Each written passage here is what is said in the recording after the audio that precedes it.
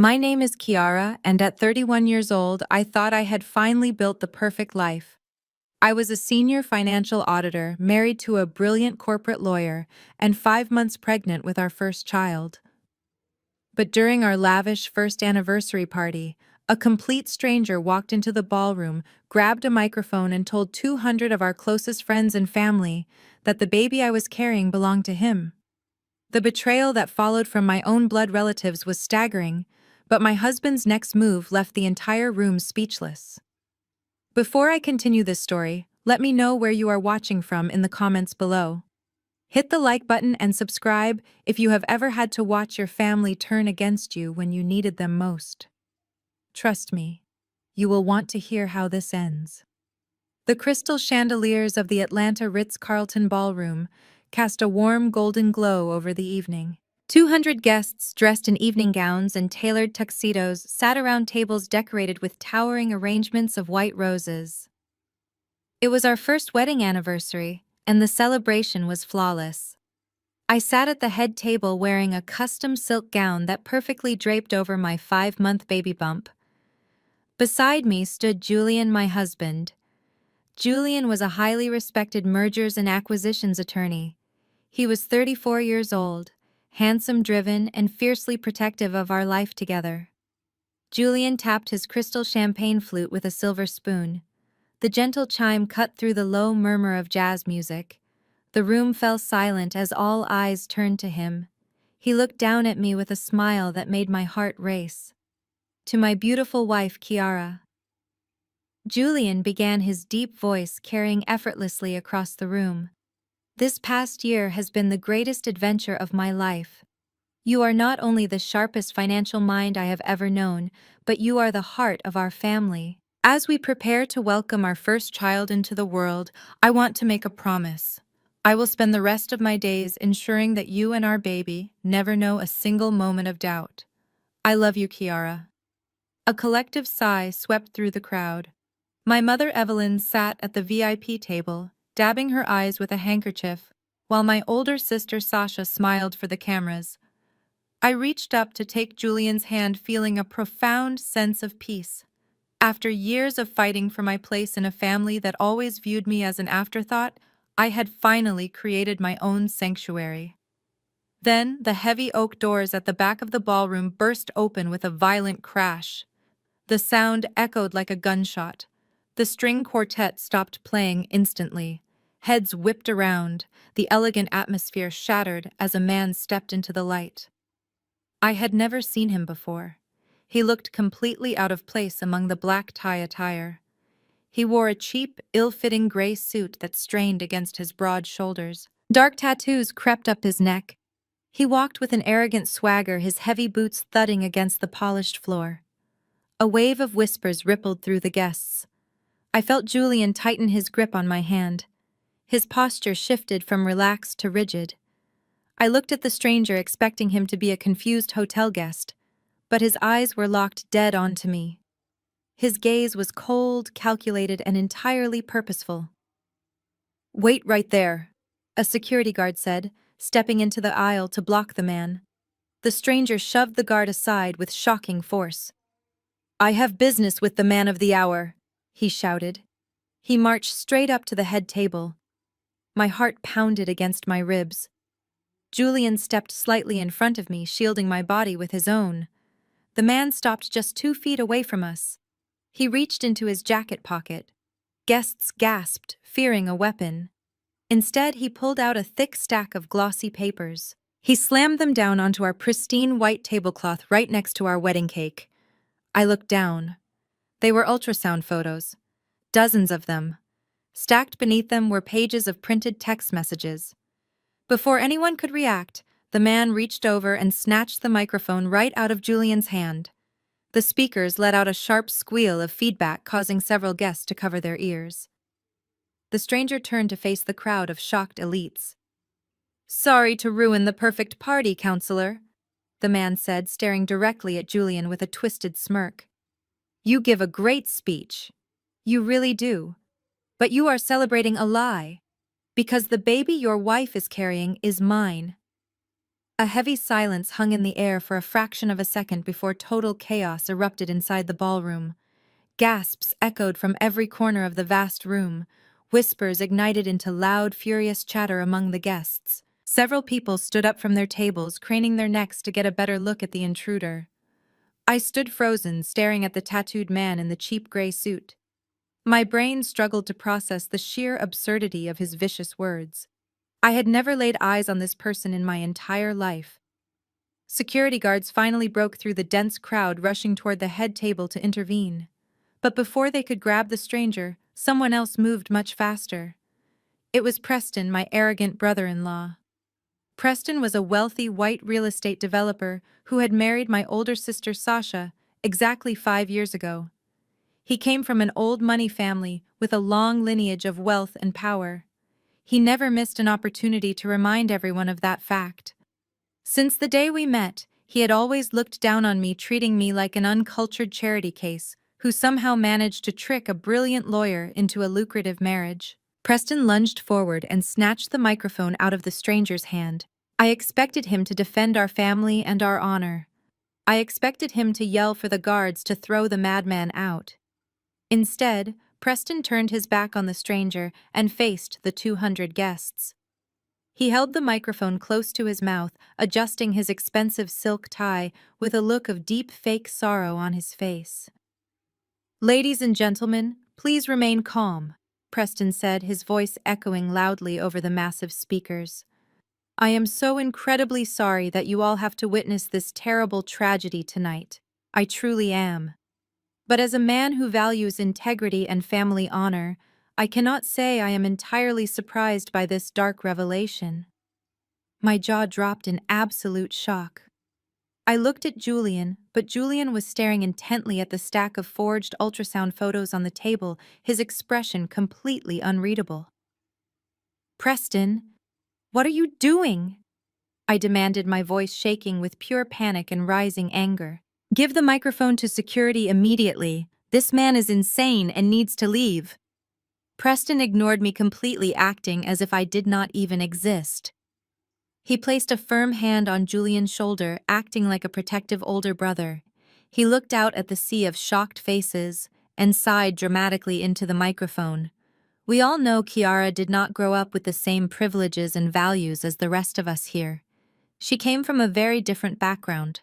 A background where desperate people are taught to grab whatever wealth they can by any means necessary. When Julian decided to marry her, my family warned him repeatedly about the massive risks.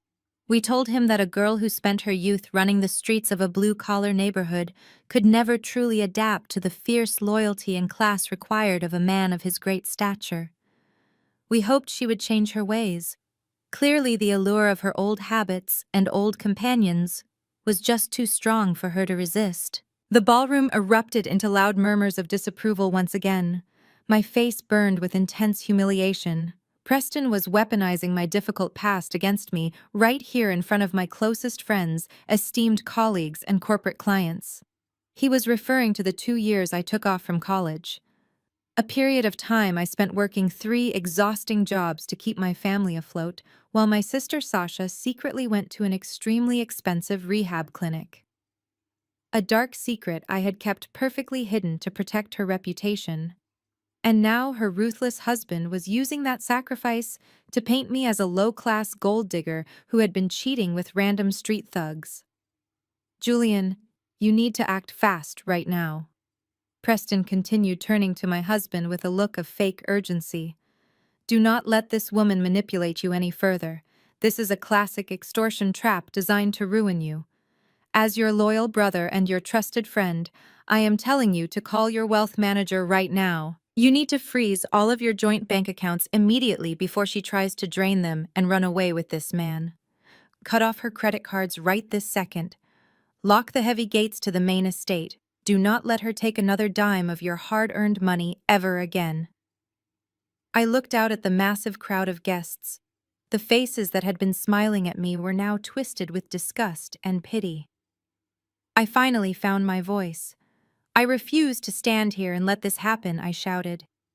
My hands shook violently, but I forced myself to stand tall, gripping the edge of the table. I looked directly at the crowd and then at my husband. I have absolutely no idea who this man is. I have never seen him before in my entire life. This is a disgusting setup. Julian, please look at me. Look me in the eyes. You know me. You know I would never do something like this. But Julian did not look up. He kept his eyes glued to the fake ultrasound photos.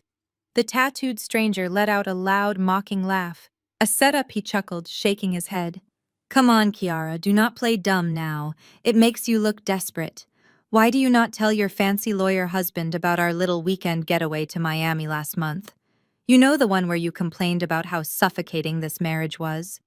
Shut your mouth, I screamed. I felt a surge of pure rage course through my veins. You are a liar. I was in Chicago on an audit last month and my firm has the travel records to prove it. Who paid you to do this? Stop yelling, Kiara. A sharp voice echoed from the VIP table. I turned my head. It was my sister Sasha. She stood up slowly, smoothing down her expensive designer dress. She looked at me with an expression of pure disdain. You are making a massive scene and you are embarrassing all of us, she said, crossing her arms. Just admit the truth and stop humiliating Julian any further. I stared at her in disbelief. Embarrassing you?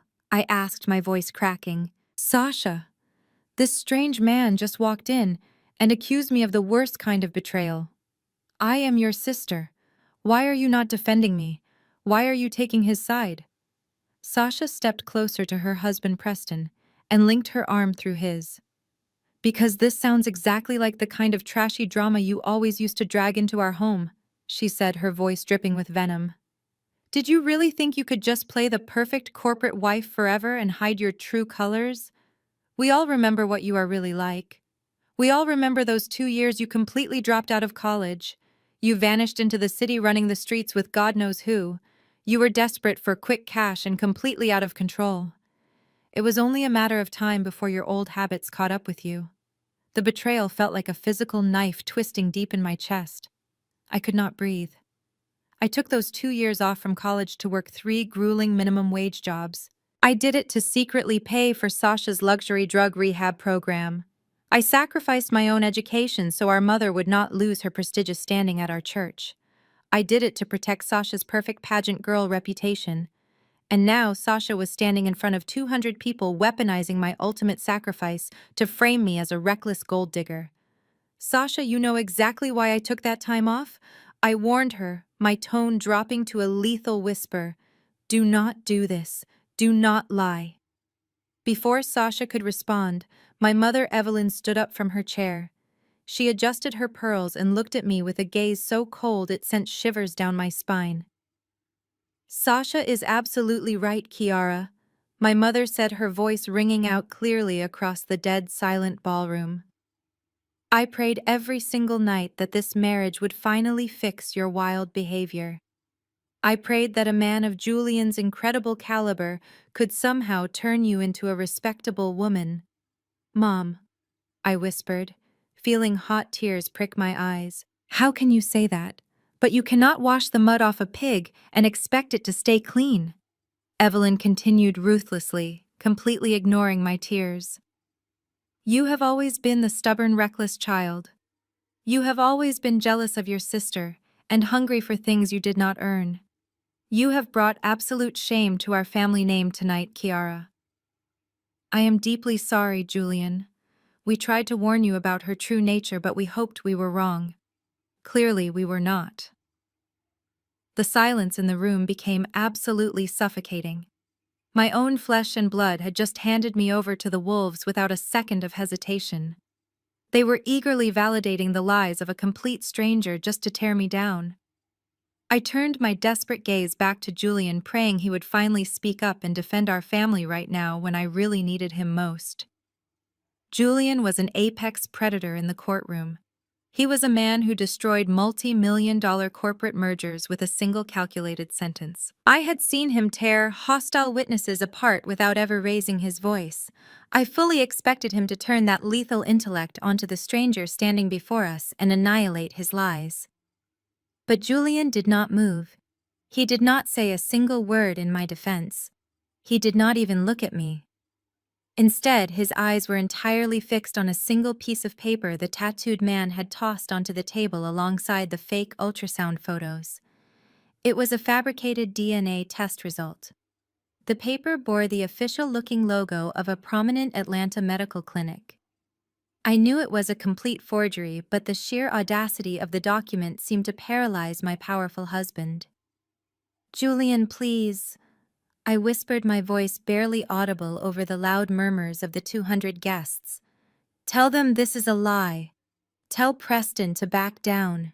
You are a brilliant lawyer, Julian. You know these documents are fake. You know I have never been unfaithful to you." The tattooed man, Dante, leaned forward and tapped a thick finger against the forged DNA results. "Numbers do not lie," Counselor Dante mocked with a filthy grin. 99.9% probability. I told you I came here to claim what is mine. You can keep the fancy mansion and the sports cars. I just want my kid and my woman back. My stomach violently twisted at his sickening words. I reached out and gently touched Julian's arm. His muscles were tight like coiled steel. I expected him to throw a punch or at least call for the hotel security team to drag Dante out of the ballroom. Then Julian finally moved. He reached out and picked up the piece of paper. He held it up to the light of the crystal chandelier. His dark eyes scanned the fraudulent numbers and the forged signature at the bottom of the page. I watched his face closely, waiting for the moment of realization. I waited for the spark of anger to ignite in his eyes when he realized someone had dared to insult his intelligence with such a cheap, desperate trick. But the anger never came. Instead, his expression completely emptied. The warmth and profound love that had filled his eyes just 10 minutes ago during his beautiful speech entirely vanished. A terrifying glacial coldness took its place. It was the exact same expression he wore when he was about to finalize a ruthless corporate bankruptcy and destroy a rival company. "Julian," I gasped, feeling a sudden icy wave of genuine panic wash over my entire body. "Say something. Please say something." Julian slowly lowered the piece of paper. He placed it carefully back onto the pristine white tablecloth, right next to my customized dinner plate. Then he looked at me. It was not a look of heartbreak or a look of rage. It was a look of absolute detachment. He looked at me as if I were a complete stranger he had just passed on the street. It was a look that completely shattered my soul into a million pieces. Without breaking eye contact, Julian raised his left hand. He grasped his heavy gold wedding band with his right fingers. My breath caught in my throat. I shook my head frantically, silently begging him to stop. He slid the gold band off his finger. He dropped the ring onto the table. The heavy metal hit the fine china plate with a loud, sharp clink that echoed painfully through the microphone still resting nearby. The sound was like a final nail being driven into the coffin of my marriage. Julian leaned forward and grabbed the microphone. The entire ballroom held its collective breath. Everyone waited to hear the verdict of the brilliant corporate attorney who had just been publicly humiliated. "Preston is right," Julian said, his voice deadly calm and utterly devoid of any emotion. "I need to call the bank." He dropped the microphone. It hit the floor with a loud thud, causing another wave of harsh feedback. Julian turned his back on me. He adjusted his tailored suit jacket and calmly walked away from the head table. He strode down the center aisle of the ballroom, passing the hundreds of staring guests. He did not look back. He did not hesitate. The heavy oak doors swung shut behind him with a final hollow thud that resonated deep in my chest. I stood entirely alone at the front of the massive room. The silence in the ballroom was deafening, broken only by the sharp whispers of Atlanta high society, judging my every breath. My husband, the man who had promised to protect me from every doubt, had just abandoned me to the wolves. I was completely surrounded by enemies. I saw the vicious smirks of my sister Sasha and her husband Preston, who were already plotting how to divide my assets. I saw the cold, triumphant glare of my mother Evelyn, who looked relieved that my fairy tale life was finally burning to the ground. And standing right beside me, the tattooed stranger Dante let out a low, victorious chuckle, crossing his arms over his chest. The isolation was absolute and terrifying. The life I had built was entirely gone. The ballroom emptied with dizzying speed. Hotel staff in crisp uniforms hurried to clear the tables and escort the whispering guests out of the room. I stood frozen by the head table, unable to comprehend the nightmare unfolding around me. Before I could even attempt to follow Julian, a heavy hand clamped down hard on my upper arm. I gasped and turned to see Preston glaring at me with vicious intensity. His fingers dug painfully into my skin as he forcefully pulled me away from the main floor. Sasha and my mother Evelyn flanked us like prison guards, marching me down a dimly lit hallway toward a private VIP suite located just behind the banquet kitchens. I stumbled over the hem of my silk gown, but Preston did not slow down. He shoved me through the heavy oak doors of the suite and locked them firmly behind us. I barely had time to catch my breath before the room spun out of control.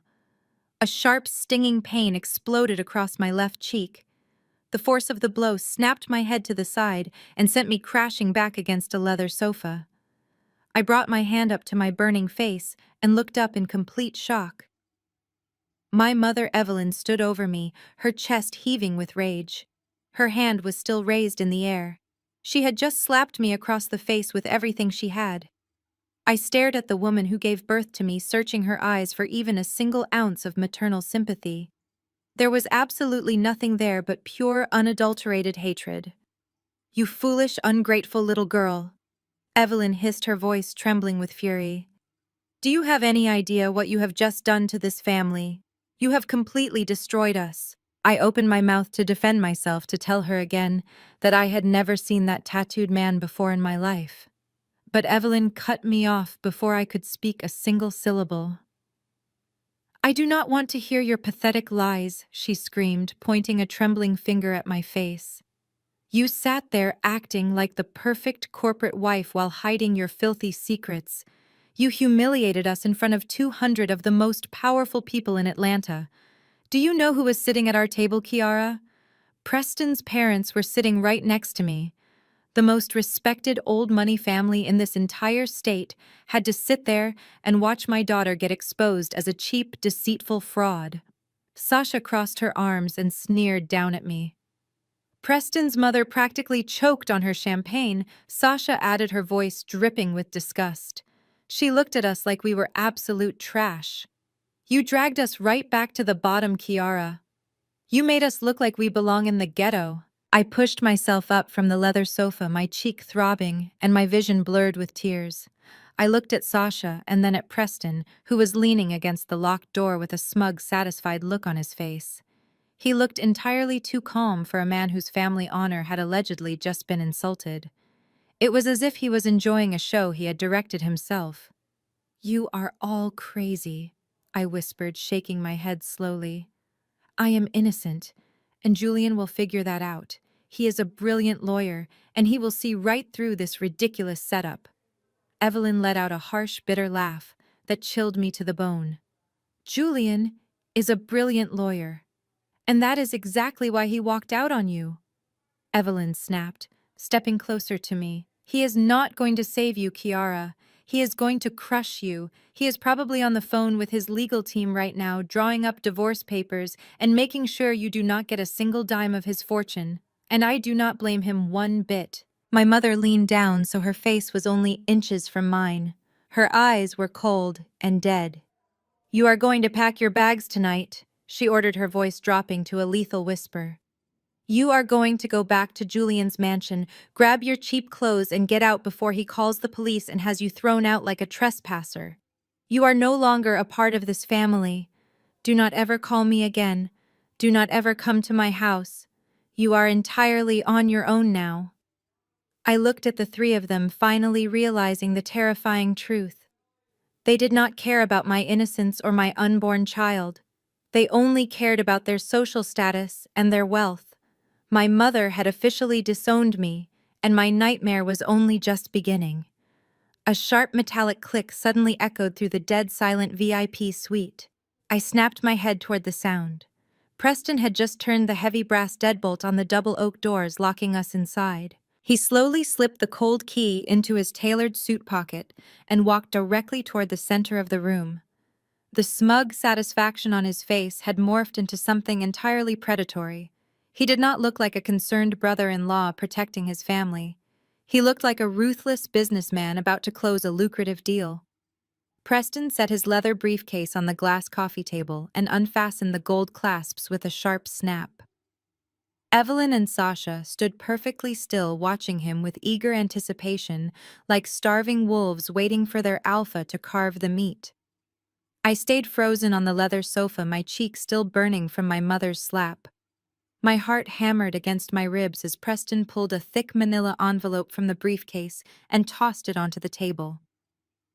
"Let us drop all the emotional theatrics for a moment, Kiara," Preston said, his voice slick and cold. "Julian is a ruthless man when crossed. You know his courtroom reputation. He is going to file for divorce by tomorrow morning. He will hire aggressive litigators to freeze every asset you share, drag your name through the mud, and take full custody of that baby. He will leave you on the street with absolutely nothing." I stared at him, wrapping my trembling hands protectively around my pregnant belly. "You do not know Julian at all," I shot back. "He is angry now, but he is a logical man. Once he cools down, he will demand a real paternity test and see Dante is a complete fraud." Preston let out a low, mocking chuckle. "You are incredibly naive, Kiara. Do you really think Julian cares about the truth at this point? You humiliated him in front of his most important corporate clients. In his world, perception is everything. The damage to his pristine reputation is already done. He needs a scapegoat, and you are the perfect target. But lucky for you, I am in a unique position to help." "Help me," I repeated slowly, staring at him in sheer disbelief. "You just spent the last 20 minutes assassinating my character in front of 200 people." Preston simply ignored my anger and pulled a stack of crisp legal documents from the envelope.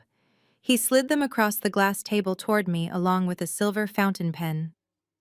"My family firm represents Julian's biggest real estate holdings," Preston explained. "I have leverage with him. I can convince him to handle this quietly. I can make sure you walk away from this marriage with a generous settlement. I can ensure he does not destroy your career. I can play the peacemaker and save you from ruin." I looked down at the documents. The bold black letters at the top of the page made my blood run cold. It was a transfer of ownership agreement. "But my protection comes with a very specific price."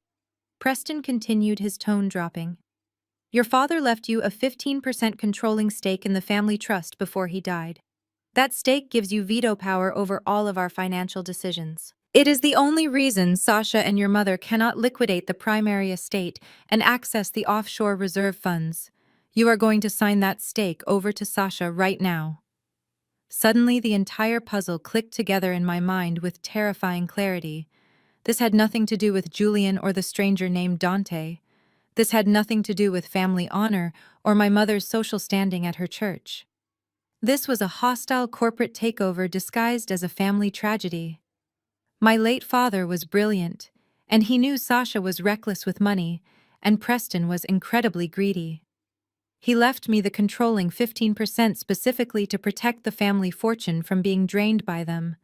For 5 years, Preston tried every legal loophole to get his hands on my shares.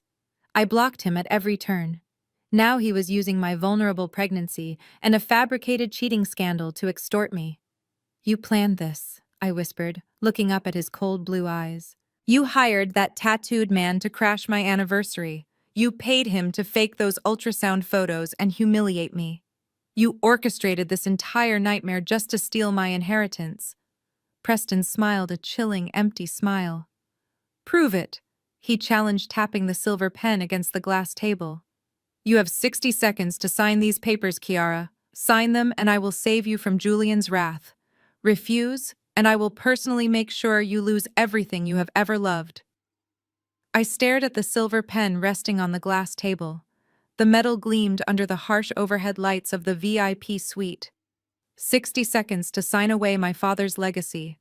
60 seconds to surrender to the people who had just publicly executed my marriage. I slowly reached my hand out, hovering my trembling fingers over the pen. My mother Evelyn let out a long sigh of relief, while Sasha crossed her arms and offered a smug, victorious smile.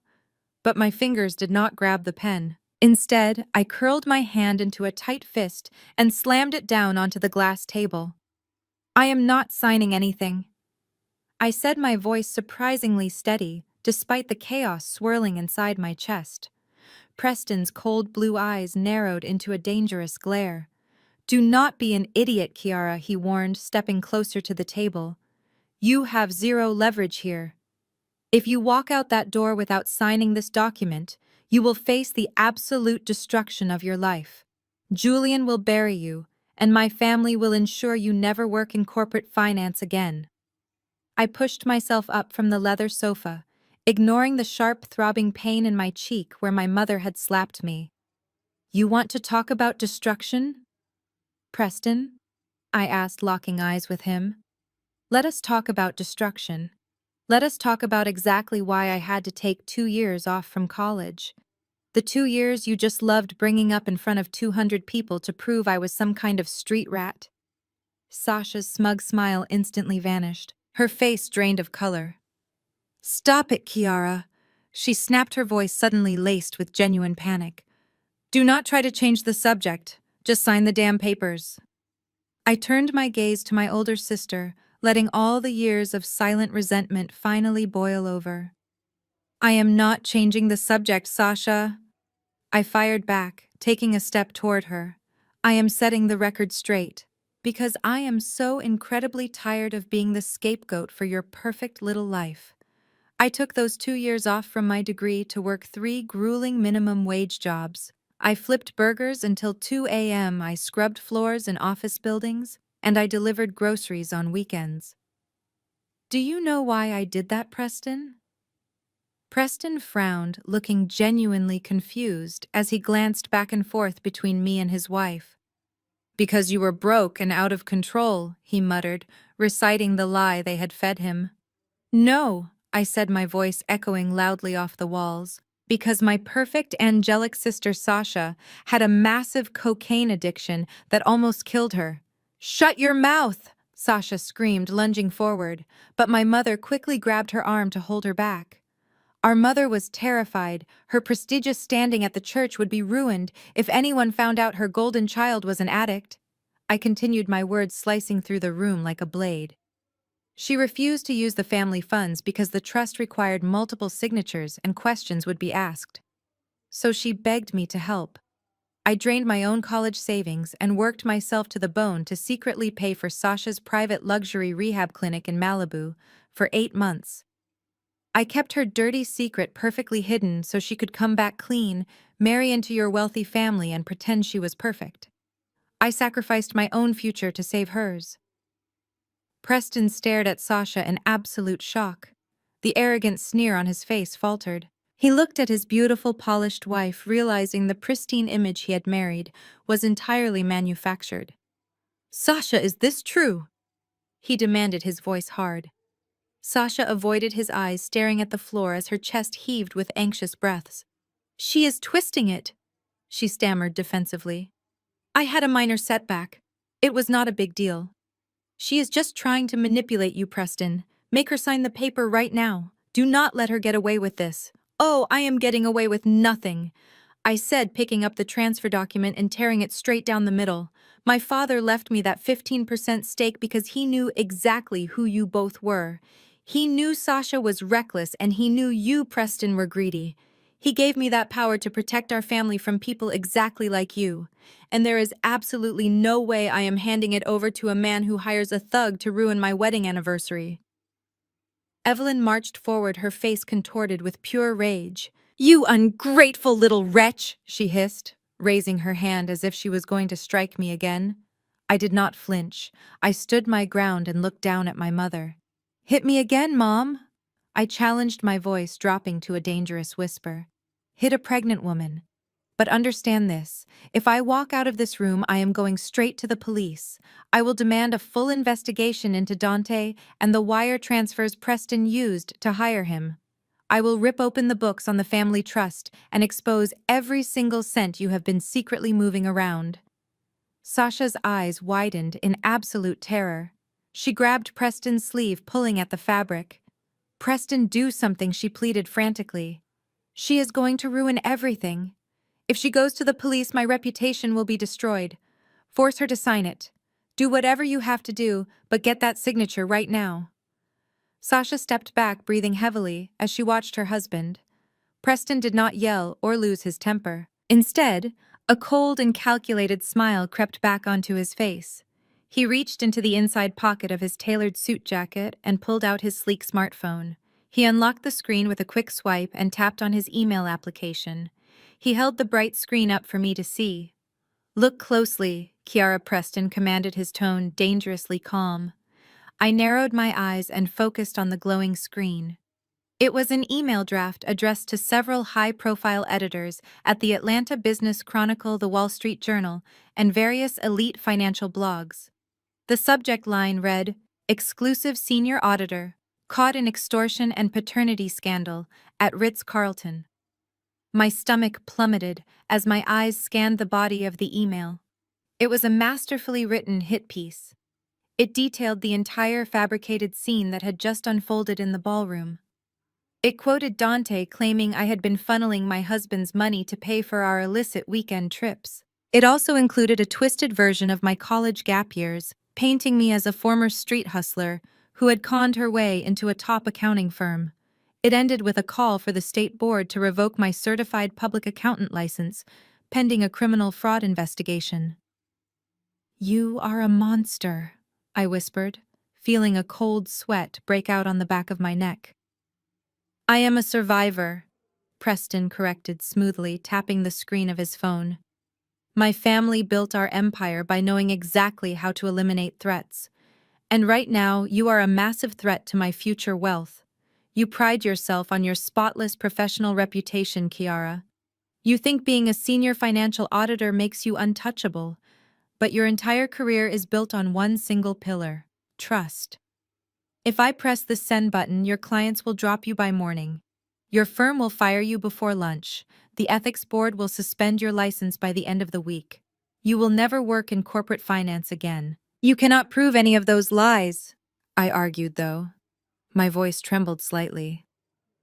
"I do not need to prove anything." Preston laughed, a harsh and bitter sound. "I just need to plant the seed of doubt. In the corporate world, an accusation this loud is an immediate death sentence. By the time you manage to clear your name, the damage will be permanent. You will be a pregnant, unemployed outcast going through a brutal divorce against Julian. He will use this exact article in court to take full custody of your child." He lowered his phone and stepped right up to the edge of the glass coffee table. He pointed his finger at the torn transfer document. "I have a second copy in my briefcase," Preston said, his voice dropping to a menacing whisper. "I'm going to pull it out right now, and you are going to sign it." He unlatched the leather briefcase again and retrieved a fresh, pristine copy of the legal transfer. He smoothed it out over the glass and placed the silver fountain pen right in the center of the paper. Then he pulled up the clock application on his phone and set a timer.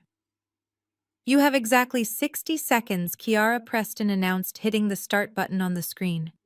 60 seconds to decide what kind of life you want to live. Sign the paper and you get to keep your prestigious career.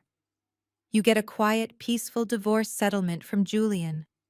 You get to walk away and raise your baby in comfort.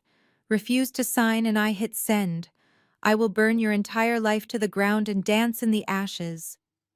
50 seconds, my mother Evelyn chimed in, her voice dripping with venom. "Just do what he says, you stubborn brat. Do not ruin everything for the rest of us."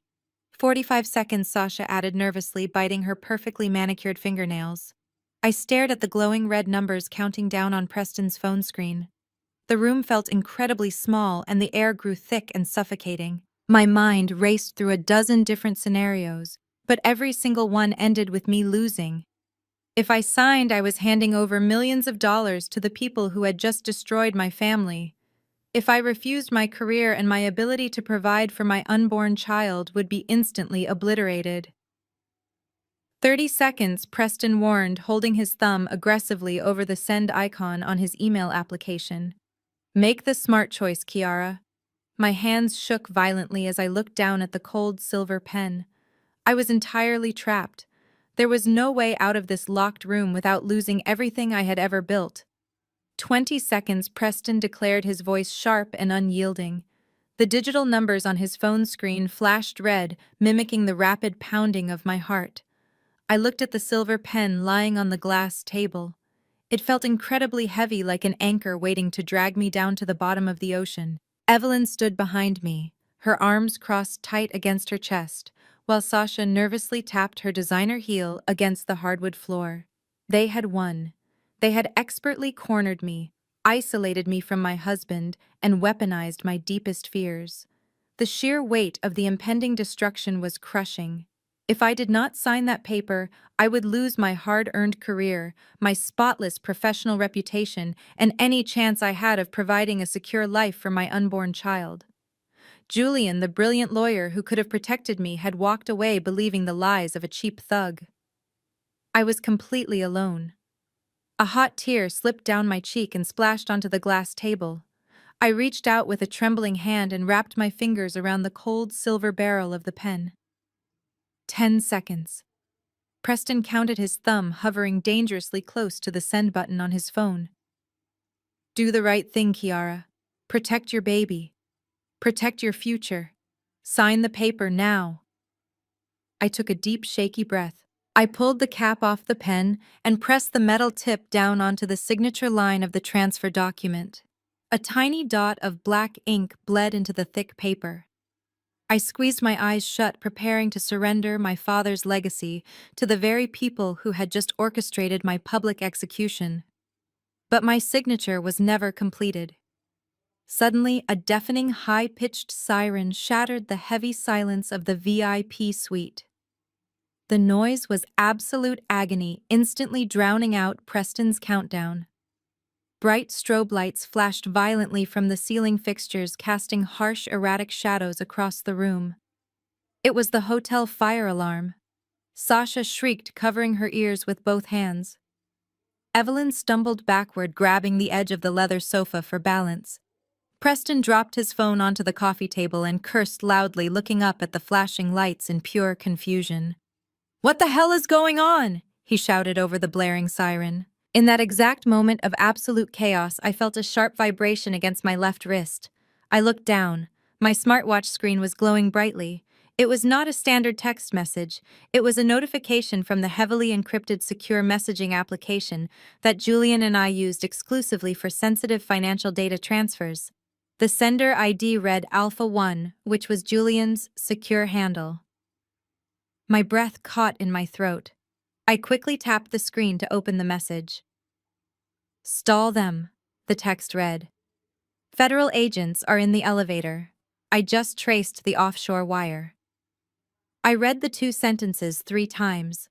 The words hit my brain like a massive shockwave, completely rewriting the reality of the last 30 minutes. He had not abandoned me. He had not believed Dante or the fake ultrasound photos or the forged DNA results. He had recognized the trap immediately and walked away to execute a lethal counterattack. The brilliant corporate attorney had simply removed himself from the emotional crossfire to gather the ammunition needed to completely obliterate our enemies. And he had just found the smoking gun. He had traced the money Preston used to pay the tattooed thug. The fire alarm continued to blare, its piercing scream echoing off the walls. Preston scrambled to pick up his phone, his face pale and panicked. He looked at the locked door and then back at me, pointing a frantic finger. "The time is up, Kiara," he yelled, his voice straining over the siren. "Sign it right now before we have to evacuate. I will send the email. I swear to God, I will hit send." I looked down at the silver pen still gripped tightly in my right hand. I looked at the tiny dot of black ink resting on the signature line. Then I slowly lifted the pen away from the paper. The crushing weight of fear and despair that had suffocated me moments ago vanished entirely. It was replaced by a surge of pure cold adrenaline. I dropped the silver pen onto the glass table. It landed with a sharp clatter that was barely audible over the screaming alarm. I stood up straight, squaring my shoulders. I looked directly at Preston. The trembling in my hands had completely stopped. I wiped the single tear from my cheek and allowed a slow, chilling smile to spread across my face. "Hit send?" I challenged, my voice surprisingly clear and calm amidst the chaos. "Hit the button, Preston, because I am not signing anything." The fire alarm abruptly cut off.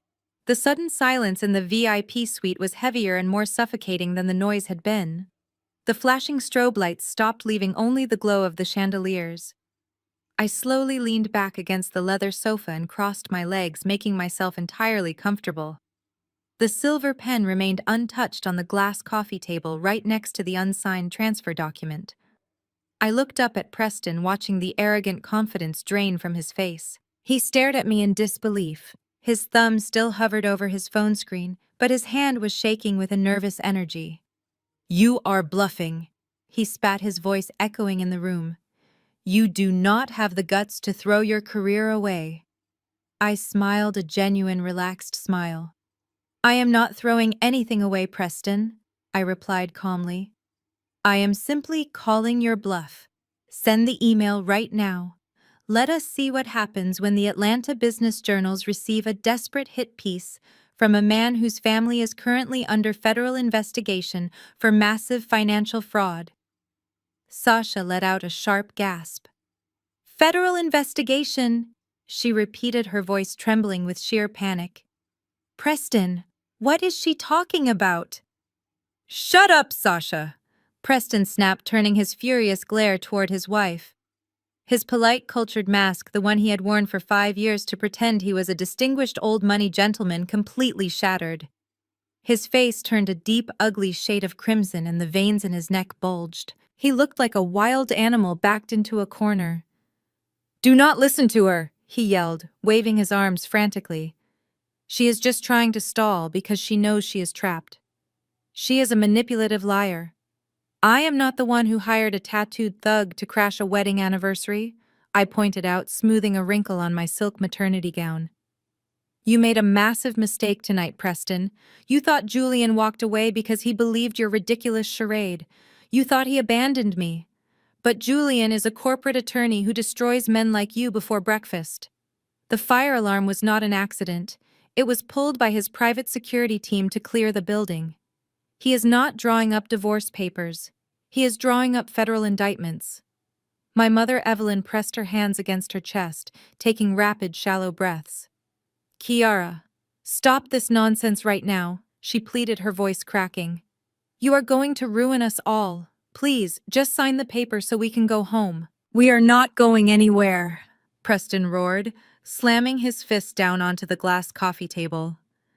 The impact made the silver pen jump and clatter against the thick glass. He leaned over the table, getting dangerously close to my face. His breath smelled stale, and his eyes were wild with unfiltered rage. "You think you are so incredibly smart, Kiara?" he hissed, his voice dripping with pure venom. "You think you can outplay me in my own city? I will physically force you to sign this paper if I have to. I will break your fingers and guide the pen myself."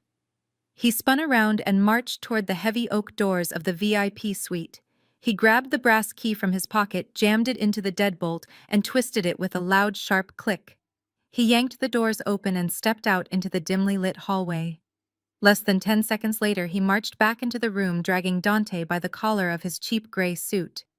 The tattooed man stumbled into the suite, looking confused and highly agitated. "What is going on out there?" Dante demanded, shaking Preston's hand off his shoulder. "The entire hotel is crawling with men in black suits. We need to get out of here right now before the cops show up." "Nobody is leaving until she signs the document," Preston ordered, pointing a trembling finger at me. "Make her sign it, Dante. Do whatever you have to do to make her pick up that pen. I am paying you 100 grand to do a job, so finish it." Dante turned his dark, menacing gaze toward me. He cracked his knuckles loudly, taking a heavy step toward the leather sofa. Sasha covered her mouth with both hands, stepping back against the wall in horror. Evelyn closed her eyes, unwilling to watch the violence she had just authorized by siding with Preston. Dante loomed over me, casting a massive dark shadow across my body. He reached down and picked up the silver pen from the glass table, holding it out to me like a weapon. "Take the pen," Chiara. Dante growled, his voice deep and threatening. "Do not make me hurt a pregnant woman." I stared up at the massive man towering over me.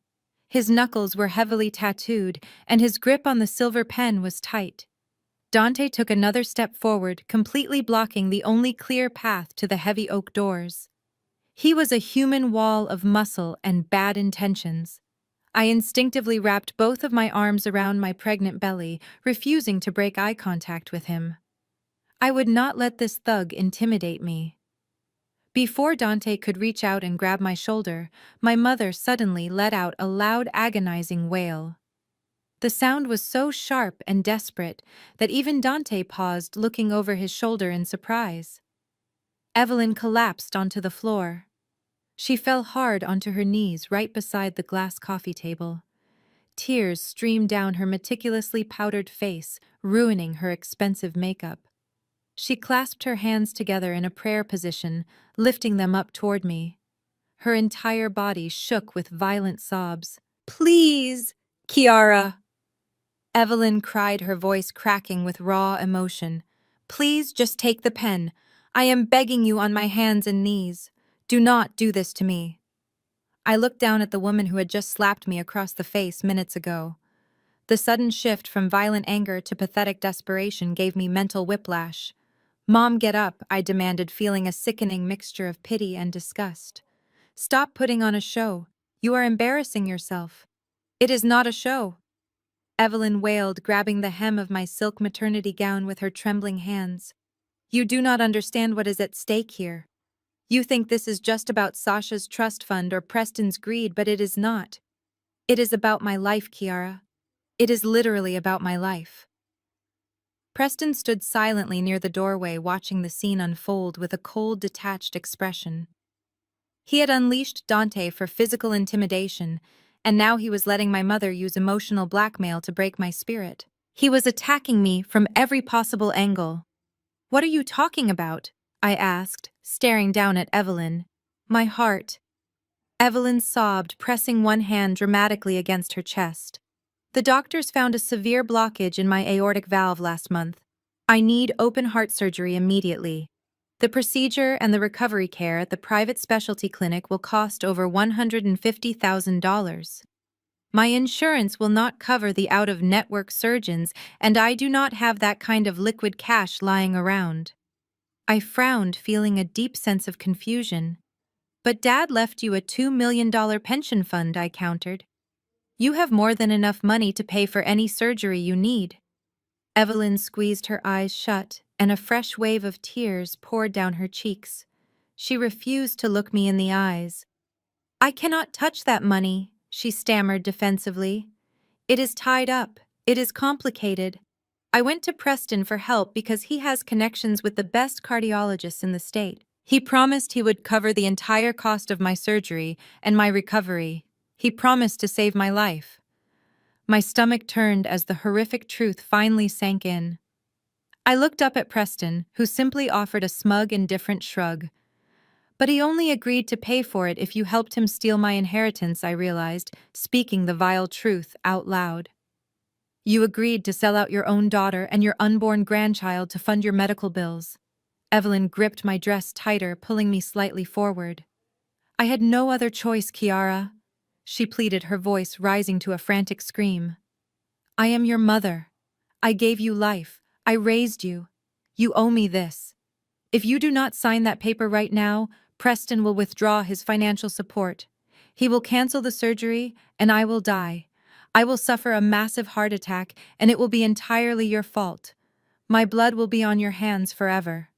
Sasha stepped away from the wall and nodded eagerly. "You cannot let Mom die, Chiara," Sasha chimed in, her voice trembling. "Just sign the stupid document. It is just money. Is your pride really worth our mother's life? How could you be so incredibly selfish?" The sheer audacity of their accusations echoed in the small room. They were calling me selfish while they literally conspired to rob me blind. Dante stepped closer again, holding the silver pen just inches from my face. Listen to your mother. Dante growled, his hot breath washing over my face. Be a good daughter and sign the paper.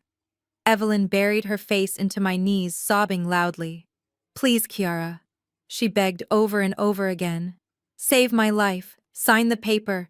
Do not let me die. The emotional weight in the room was suffocating. My mother was using her own mortality as a weapon to force my hand, twisting my natural instinct to care for her into a heavy chain around my neck. The heavy chain around my neck pulled tight. I stared down at the top of my mother's head as she sobbed violently against my knees. For a fleeting second, the terrified daughter inside me wanted to surrender.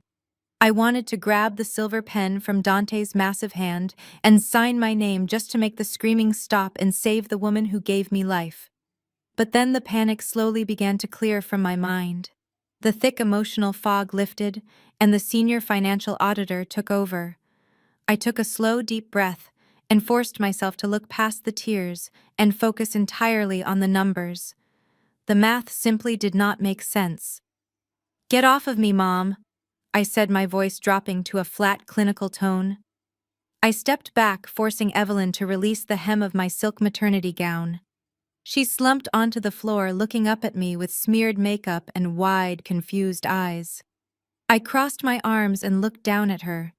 You just said you need $150,000 for an out-of-network heart surgery. You said your money is tied up and you need Preston to pay for it. But Dad left you a $2 million pension fund completely separate from the family trust. That pension was structured in a highly liquid portfolio specifically designed for medical emergencies. Evelyn blinked, her tears stopping as she struggled to understand my words. I do not know anything about portfolios, Kiara, she stammered, wiping her face. Preston handles all of that for me. He is a real estate developer and he knows how to grow wealth. He told me the money was locked in long-term commercial investments, and taking it out now would cause massive penalty fees. That is why he offered to pay for the surgery out of his pocket. Because he is a good son-in-law who takes care of this family. I shifted my gaze away from my mother and looked directly at Preston. The arrogant smirk had completely vanished from Preston's face. His skin had turned an incredibly pale shade of gray. He swallowed hard, shifting his weight from one foot to the other. Dante looked back and forth between us, lowering the silver pen slightly as the tension in the room shifted. That is enough financial talk, Kiara. Preston barked, his voice suddenly higher and thinner than before. Your mother is sick and needs this money. Stop trying to confuse her and just sign the paper so we can get her the medical care she desperately needs. I did not look away from him.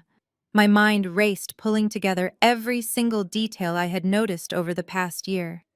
The sudden downgrade in Sasha's wardrobe, Preston's desperate attempts to access my 15% trust stake, the fake fire alarm Julian pulled because he traced an offshore wire transfer. It all clicked perfectly into place. He is not paying for your surgery out of his own pocket, Mom, I said, keeping my eyes locked dead onto Preston. He does not have any money left. He did not invest your $2 million pension into commercial real estate to grow your wealth. He drained your accounts to save his sinking company. Sasha let out a sharp gasp, stepping away from her husband as if he had suddenly caught fire. Preston, tell me she is lying, Sasha demanded, her voice shaking with terror. Tell me you did not touch my mother's pension. Preston opened his mouth, but no words came out. He looked completely paralyzed. I took a step toward him, feeling a surge of righteous power replacing all my previous fear. He stole every single cent you had, Mom. I continued, raising my voice so it echoed off the walls. His old money family is broke. His business is drowning in debt. He spent the last 2 years illegally siphoning your retirement fund to keep himself afloat. And when he ran out of money, he realized the only way to avoid federal prison was to steal my controlling stake in the trust. Evelyn let out a horrifying, breathless sound. She clutched her chest, staring at Preston with a look of absolute devastation. You told me my money was safe, Evelyn whispered, her body trembling. You told me I was protected. Preston wiped a bead of sweat from his forehead, completely ignoring my mother. He looked at Dante with wild, desperate eyes. Make her sign it right now. Preston screamed, his polite facade completely destroyed.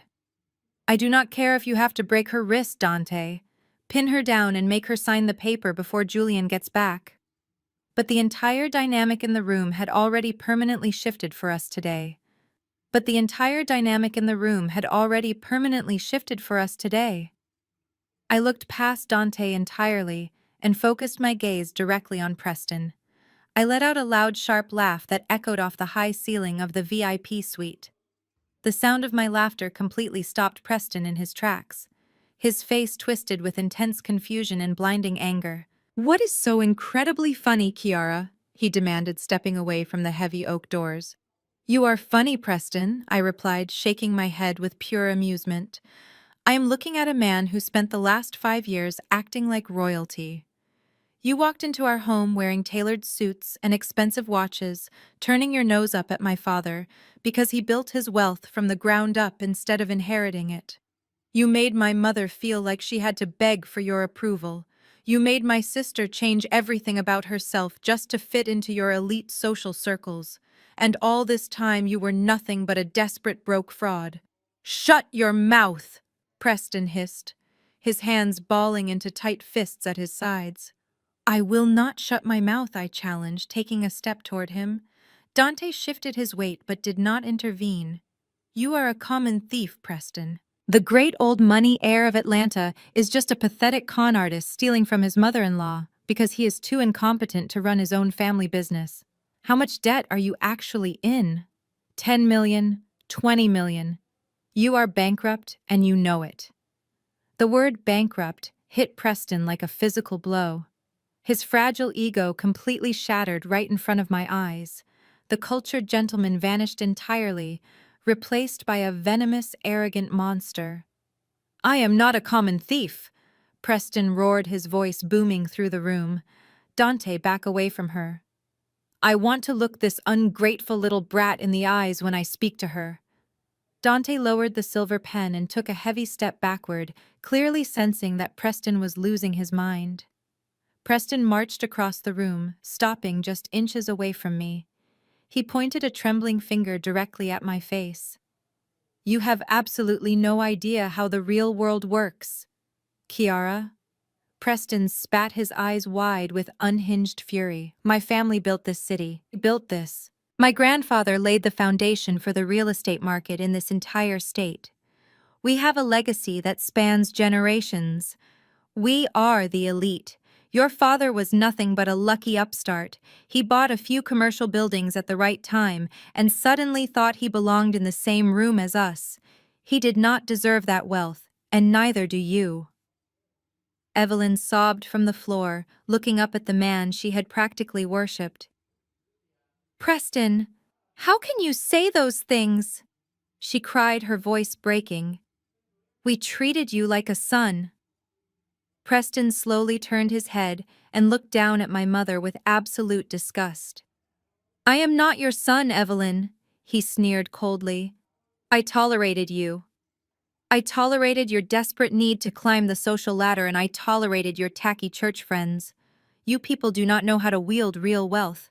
You hoard it in pension funds and family trusts like scared peasants. I took that money because it belongs in the hands of people who know how to build empires. I did not steal anything from you, Evelyn. I reclaimed capital that was being wasted on the lower class." Sasha let out a loud, devastated gasp, holding her hands over her face. "Preston, you are talking about my family?" she sobbed. "I am your wife." "You were a strategic acquisition," Sasha Preston fired back without an ounce of remorse. "You are a beautiful woman with a very large bank account attached to your name. But do not flatter yourself.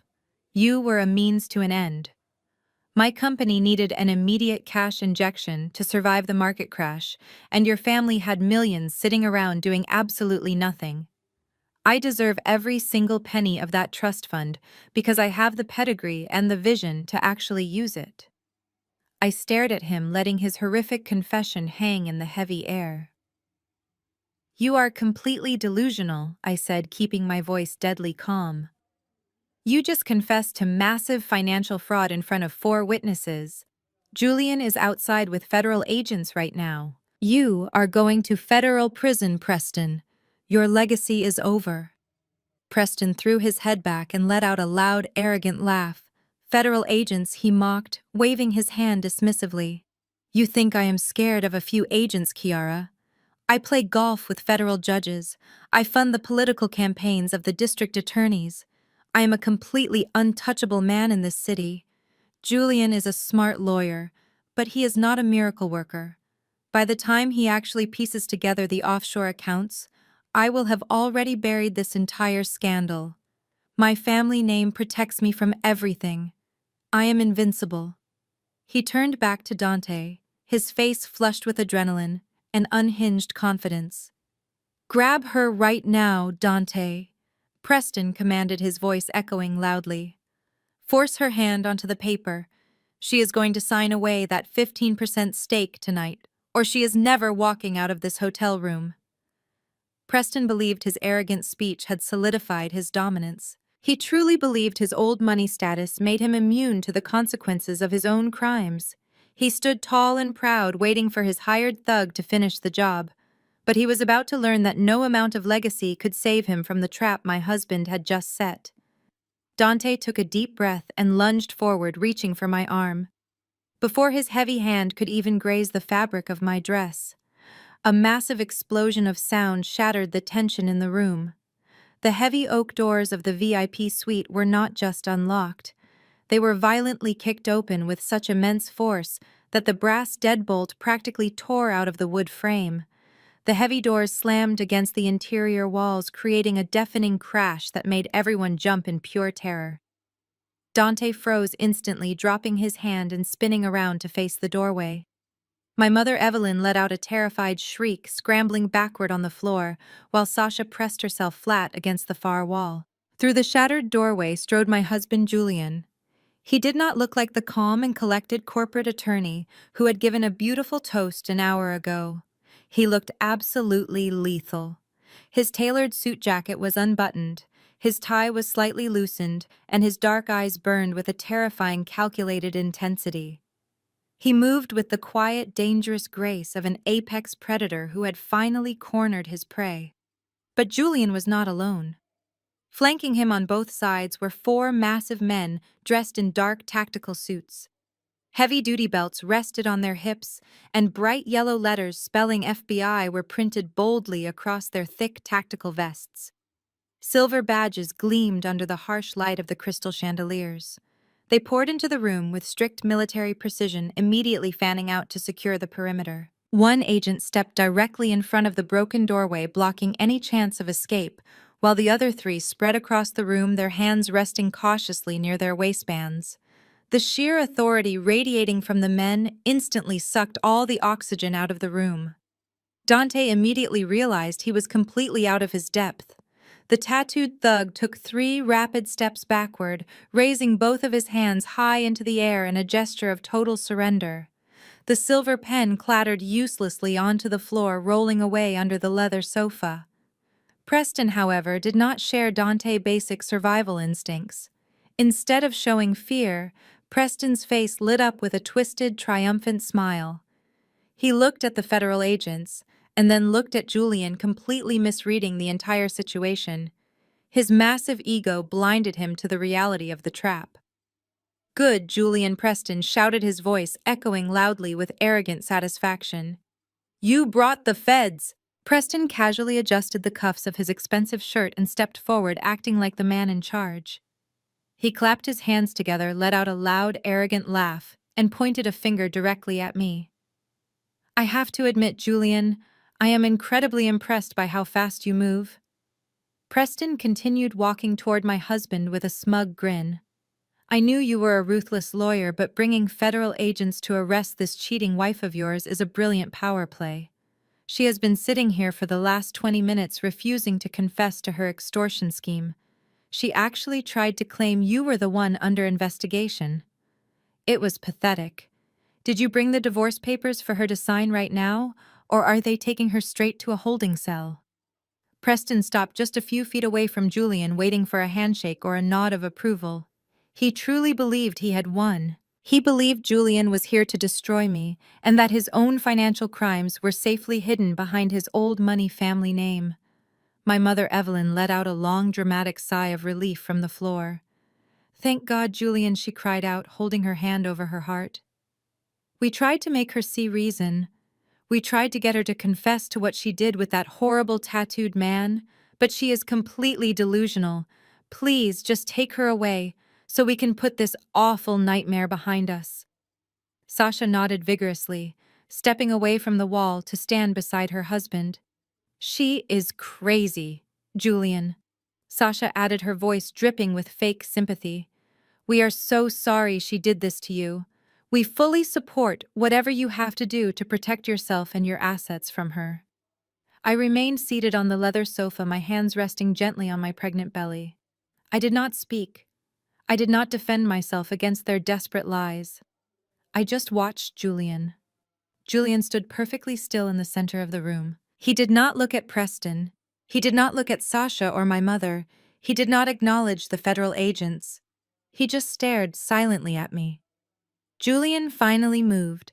He took a slow, deliberate step forward, bypassing the federal agents who stood like stone statues by the broken doorway. Preston smiled wider, extending his hand for a triumphant handshake, expecting my husband to congratulate him for catching a cheating wife. But Julian did not even blink at him.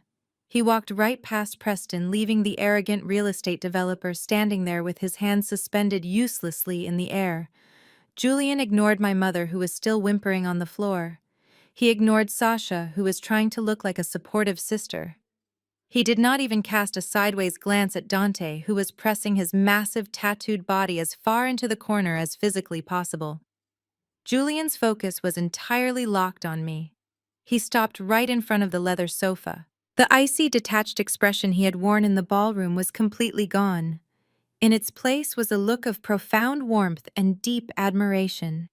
He reached up and slowly unbuttoned his tailored suit jacket. He slipped it off his broad shoulders and gently draped the heavy, warm fabric over my shivering frame. I had not even realized I was shaking until the residual heat from his jacket enveloped me. Julian leaned down, placing one hand gently on my cheek and the other resting softly over my pregnant belly. He leaned in and kissed me. It was not a quick, reassuring peck.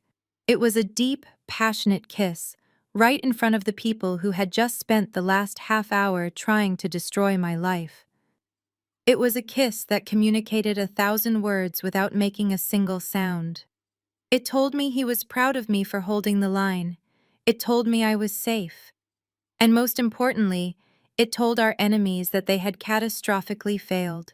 When Julian finally pulled back, he kept his hand on my cheek, his thumb brushing away a stray tear I had not been able to hold back. He smiled a genuine, loving smile. "I am so incredibly sorry for the theatrical exit, my love," Julian said, his voice deep and smooth, echoing clearly in the dead silent room. "I hated leaving you alone with them even for a second, but I needed a secure line and absolute privacy. It took exactly 14 minutes for my legal team and the bank to completely freeze their offshore accounts." Julian slowly stood up straight, turning his body to face Preston. The warmth in his eyes vanished instantly, replaced once again by the lethal gaze of a corporate predator. "Every single shell company, every hidden retirement fund, and every dirty trust account they were using has been seized," Julian announced, his voice ringing with absolute finality. "They are entirely broke, Kiara. We have them." The silence that followed his words was so heavy, it felt like the air had been sucked out of the VIP suite. Preston lowered his outstretched hand, his smug smile dropping into a mask of pure, utter confusion. He blinked rapidly, looking back and forth between Julian and the federal agents stationed around the room.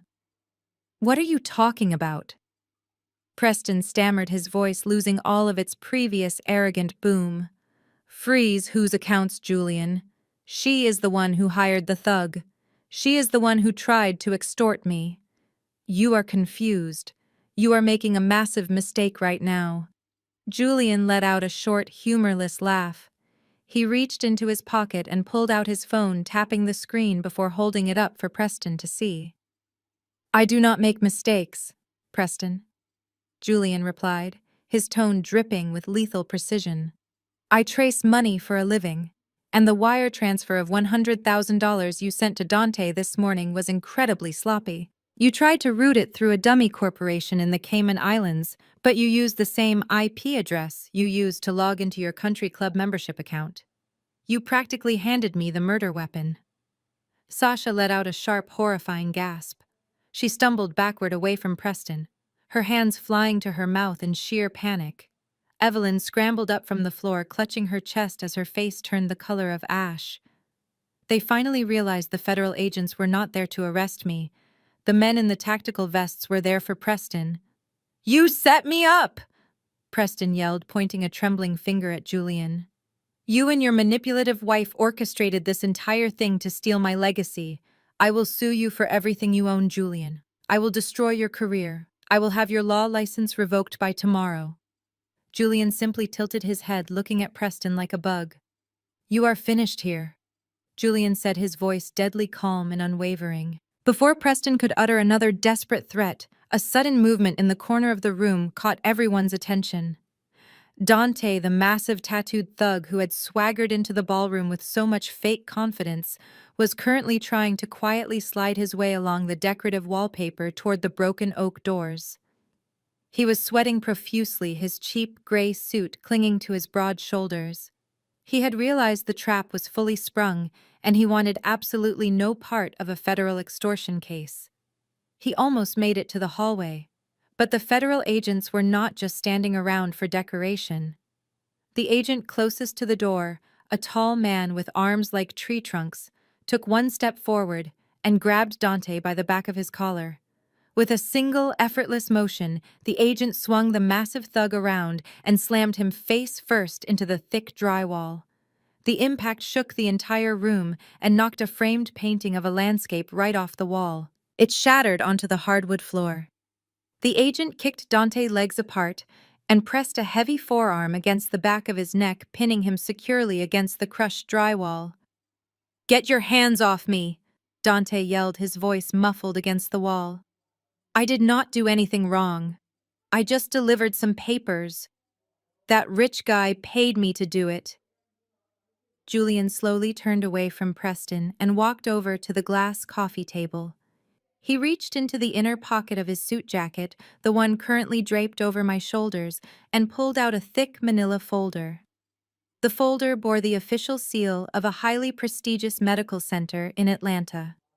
Julian casually tossed the folder onto the glass table, letting it land right on top of the forged ultrasound photos Dante had brought into the ballroom earlier. "You claim the baby my wife is carrying is yours, Dante?" Julian asked, his voice echoing in the silent suite. "You stood in front of 200 people and swore on your life that you were the biological father. I find that absolutely fascinating." Dante strained against the agent's grip, turning his head slightly to look at my husband with wide, panicked eyes. "I was just reading a script," Dante stammered, desperately trying to save himself. "I do not even know her." Julian ignored his pleas and pointed down at the medical file resting on the glass table. "Because if you actually were the father," Julian continued, speaking with the precise articulation of a lawyer delivering a closing argument that would be a medical miracle, completely defying the laws of human biology. 7 years ago, I was involved in a severe car accident on the interstate. The physical trauma to my body was extensive. It required multiple surgeries and months of intensive physical therapy just so I could walk again. But the internal damage was permanent. I am completely and permanently sterile. I have a 0% chance of ever conceiving a child naturally. The absolute silence that followed Julian's words was deafening. My mother, Evelyn, let out a soft, choked gasp, pressing both of her hands over her mouth. Sasha stared at Julian with her eyes completely bugged out of her head, unable to process the magnitude of the lie her husband had constructed. Even Preston, who had been pacing like a caged animal, suddenly froze in his tracks. The smug, arrogant real estate developer looked down at the medical file on the table, realizing the massive, fatal flaw in his master plan. Preston had hired a thug to claim my baby to force a divorce and ruin my credibility. But Preston had absolutely no idea about Julian's medical history. Julian and I had kept his sterility a closely guarded secret to protect his pride in a highly competitive corporate environment where weakness was often weaponized. We had never told my family. We had never told anyone. So Julian said, turning his cold, dark eyes back toward the tattooed man pinned against the wall. I will ask you one more time, Dante. How exactly did you manage to get my wife pregnant when I myself cannot? Did you use magic, or did you just accept $100,000 to help a desperate bankrupt man commit federal extortion? Dante did not hesitate for a single second. He completely cracked under the intense pressure of the federal agents and Julian's lethal interrogation. He paid me. Dante screamed, his voice cracking with pure terror. Preston paid me $100,000 in cash to crash the party and read those text messages. He gave me the fake ultrasound pictures. He gave me the fake DNA test. I swear to God I have never touched your wife. I just needed the money, man. Please do not let them send me to federal prison. Dante's confession echoed loudly off the high ceiling of the VIP suite, destroying any lingering trace of doubt. I sat comfortably on the leather sofa, wrapping Julian's warm suit jacket tighter around my shoulders. A profound sense of relief washed over me. The terrifying nightmare was completely unraveling right before my eyes. Preston had tried to use my unborn child as a weapon to steal my father's legacy, but his arrogant assumptions had led him directly into a concrete wall. Preston looked like he was going to be physically sick. The blood had entirely drained from his face, leaving his skin a sickly, translucent white. He opened his mouth to speak, to deny the devastating accusations, but his vocal cords completely failed him. He looked at Sasha, his wife, hoping for some kind of support or defense. But Sasha physically recoiled from him, pressing her back against the wall, as if he were a highly contagious disease. She finally realized that the man she had married for his money and his prestigious family name was nothing but a manipulative criminal who was about to lose absolutely everything. Julian did not smile.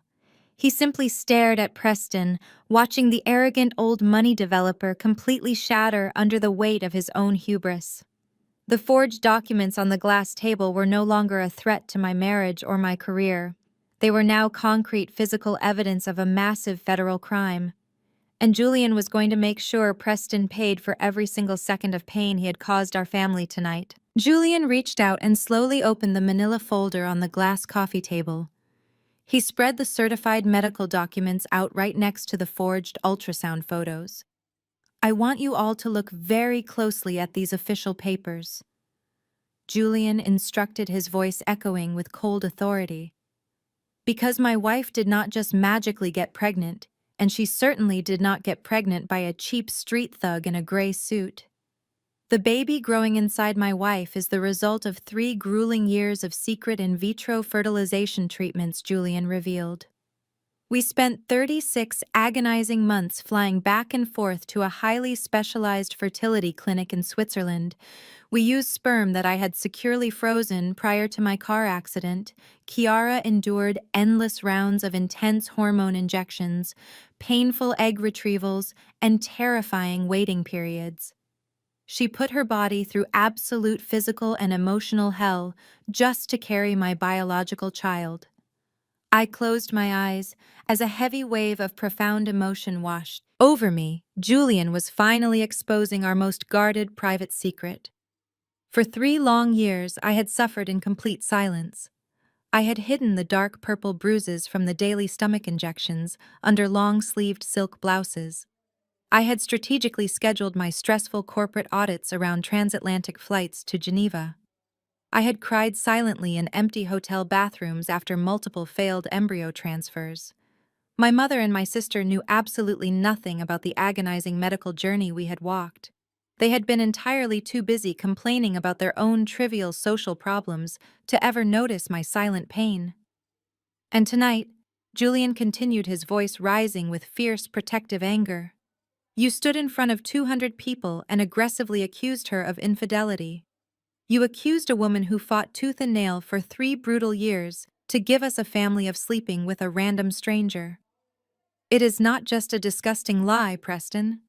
It is a strict biological impossibility and a sickening insult to the strongest woman I know.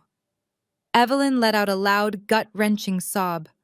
She covered her face with both hands, completely overcome with deep shame. Kiara, I am so incredibly sorry, Evelyn wailed from the hardwood floor. I did not know any of this. You never told us you were struggling with a baby. How could I have possibly known?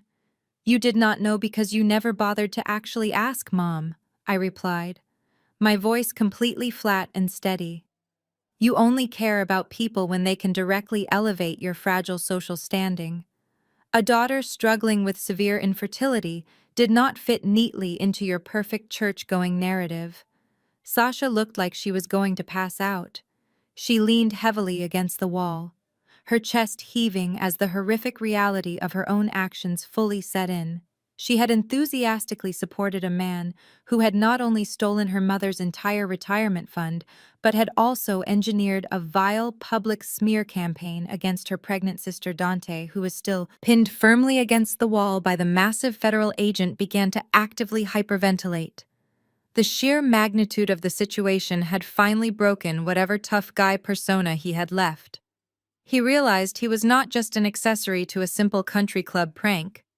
He had willingly participated in a massive federal extortion plot against a billionaire corporate attorney. I swear to God, I did not know any of this medical stuff. Dante sobbed, his voice muffled against the crushed drywall. Preston just gave me the written script and the fake papers. He paid me $100,000 to do it. He said it would be an easy, quick job. He said the lawyer would just divorce her and no one would ever look into it. Please, you have to believe me. I will gladly testify against him. I will tell the federal judge absolutely everything. The federal agent pressed his heavy forearm slightly harder into Dante's tattooed neck. Keep your mouth shut until we formally read you your rights, the agent growled softly. Preston was completely trapped. His hired thug had just explicitly offered to become the star witness for the federal prosecution. The authentic medical documents on the table definitively proved his entire extortion plot was built on a scientifically verifiable lie. The offshore bank accounts he had used to fund his criminal activities were completely frozen by my husband. He had absolutely nowhere left to run. Preston tried to straighten his posture desperately, clinging to the very last shred of his ruined dignity. He looked at Julian with wild, bloodshot eyes, trying to find a way out. The brilliant real estate developer was sweating profusely and struggling to breathe as the reality of his impending imprisonment finally crushed his soul. Julian turned his lethal focus entirely away from Dante and locked his dark eyes onto Preston. The room was so quiet, I could hear the heavy, erratic breathing coming from my brother-in-law. Preston had completely run out of lies, and he had run out of wealthy family connections to hide behind. But Julian was not quite finished completely dismantling the man. You did not just hire a thug to crash our anniversary because you were desperate for cash, Julian said, his voice cutting through the thick air like a razor blade. You did it because you were terrified. You did it because my wife is the sharpest financial auditor in the entire state and you knew she had finally caught you. Sasha looked up, her tear-streaked face twisting in confusion. Caught him, she whispered, her voice barely audible. Caught him doing what, Julian? Julian did not look at Sasha. He kept his piercing gaze fixed directly on Preston, who was currently backing away until his shoulders hit the thick floral wallpaper. 3 months ago, Kiara noticed several minor discrepancies in the quarterly tax filings for your family trust, Julian explained. She did not say a single word to anyone because she is a highly trained professional. Instead, she quietly launched a comprehensive shadow audit into every single financial entity connected to the Preston family name. She spent countless nights combing through decades of offshore banking records, dummy shell corporations, and falsified real estate ledgers. I sat quietly on the leather sofa watching Preston physically shrink under the weight of the absolute truth. It was true. I had spent the last 90 days secretly tracking every stolen dollar and mapping out his entire criminal network. She found absolutely everything. Julian continued, his voice echoing loudly off the high ceiling. She found the forged signatures you used to drain Evelyn's retirement pension. She found the illegal wire transfers you used to cover your massive private gambling debts. She found the fraudulent loan applications you filed using Sasha's social security number. You have been running a massive criminal enterprise right under their noses for 5 long years. And Kiara finally gathered enough hard concrete evidence to put you in a federal prison for the rest of your natural life. Evelyn let out another horrifying gasp. My social security number, Sasha cried out, grabbing her own hair in pure panic. Preston, what did you do in my name? Preston clamped his hands over his ears, shaking his head violently. Shut up! Preston screamed, his voice cracking with sheer hysteria. Shut up right now! But Julian refused to stop. He stepped closer to Preston, completely invading his personal space. You knew she was building an airtight case against you, Julian said, his tone dripping with lethal precision. You knew it was only a matter of time before she handed that thick file over to the federal authorities. But then Kiara got pregnant. And you panicked. You realized that our child would legally solidify her controlling stake in the family trust forever. You realized you were completely out of time. The federal agents in the room shifted their weight, keeping their hands resting carefully near their heavy-duty utility belts. Dante remained perfectly still against the far wall, completely terrified of making any sudden movements. So you formulated a pathetic, desperate plan, Julian concluded, shaking his head with pure, absolute disgust. You decided the only way to save yourself was to completely destroy her professional credibility before she could expose you. You hired Dante to publicly frame her for infidelity. You wanted me to file for a vicious public divorce. You wanted the ensuing scandal to completely ruin her sterling reputation at her accounting firm. You thought if she was publicly branded as a manipulative, cheating gold digger, no judge and no federal investigator would ever believe her claims about your massive financial fraud. You tried to completely destroy an innocent pregnant woman just to save your own pathetic, fragile ego. Preston was hyperventilating, his chest heaving rapidly as the entire room stared at him with absolute revulsion. His masterful illusion of being a wealthy, untouchable old money gentleman was completely dead and buried. He was nothing but a desperate, cornered rat. I did it for the family, Preston suddenly yelled, dropping his hands from his ears and pointing a trembling finger at Julian. I was trying to protect our legacy. You do not understand the incredible financial pressure I am under. I had to make those moves to save the business. You do not have a legacy, Preston, Julian replied, his voice entirely devoid of any human sympathy. You are a common criminal, and your pathetic time running this ridiculous scam against my incredible pregnant wife is now officially and permanently up. Julian did not step back. Instead, he reached into his pocket one more time and pulled out his smartphone. You thought you were untouchable, Preston, Julian said, tapping the screen with his thumb. You thought your old money name gave you a shield against the consequences of your own arrogance.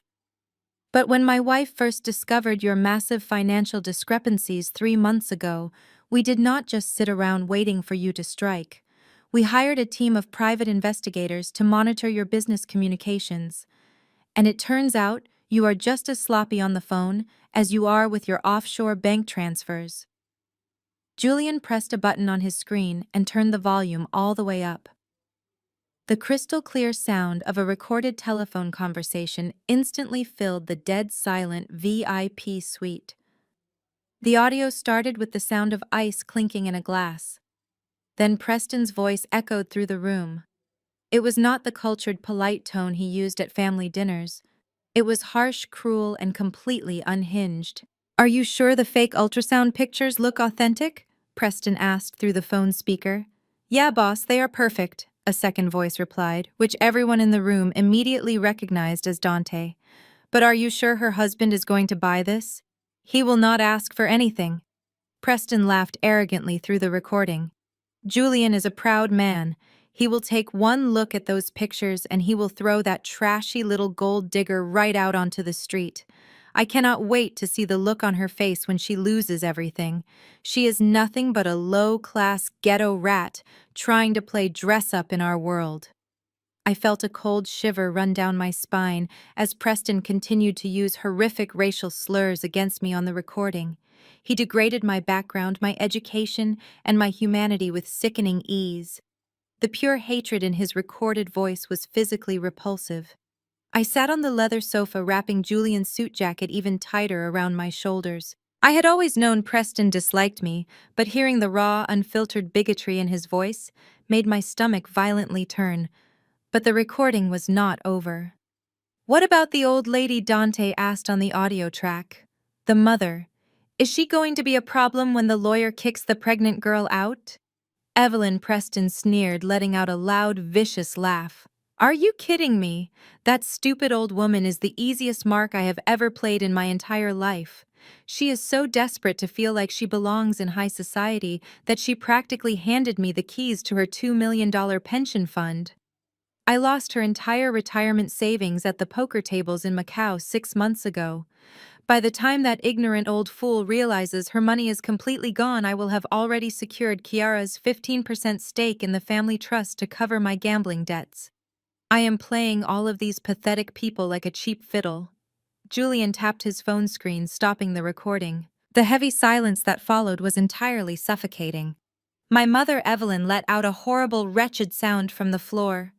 She wrapped her arms around her stomach and hunched over, violently gagging, as if she were about to physically vomit.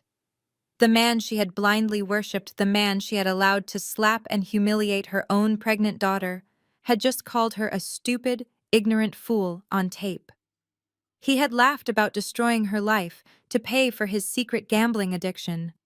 The devastating reality of his ultimate betrayal completely broke her mind.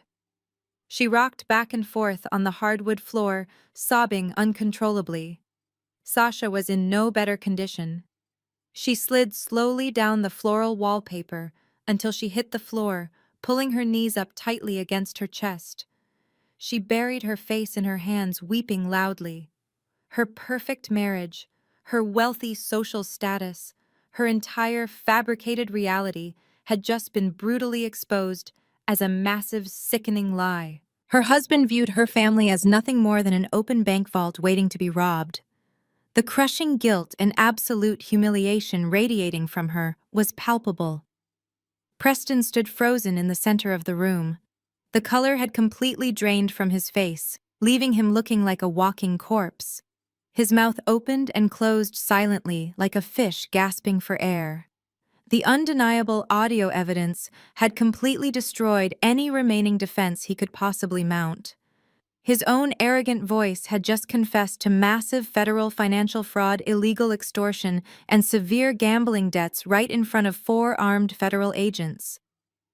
Julian slipped his phone calmly back into his pocket. The agents have a copy of that recording, Julian informed Preston, his voice completely devoid of any emotion. Along with a mountain of forensic accounting data my wife meticulously compiled. You are going away for a very long time. Preston shook his head rapidly, refusing to accept the reality closing in. He turned away from Julian and looked directly at the lead federal agent standing near the broken doorway. You cannot arrest me, Preston demanded, his voice trembling, but still clinging to his manufactured authority. Do you have any idea who my father is? We built the real estate market in this city. I play golf with the federal judges who sign your warrants. If you put your hands on me, I will have your badges by tomorrow. I will ensure your careers are destroyed. The lead agent did not even blink. He reached to his tactical belt and unclipped a pair of heavy steel handcuffs. Preston James, you are under arrest for federal extortion, wire fraud, and grand larceny. The agent stated, his voice a flat, professional monotone.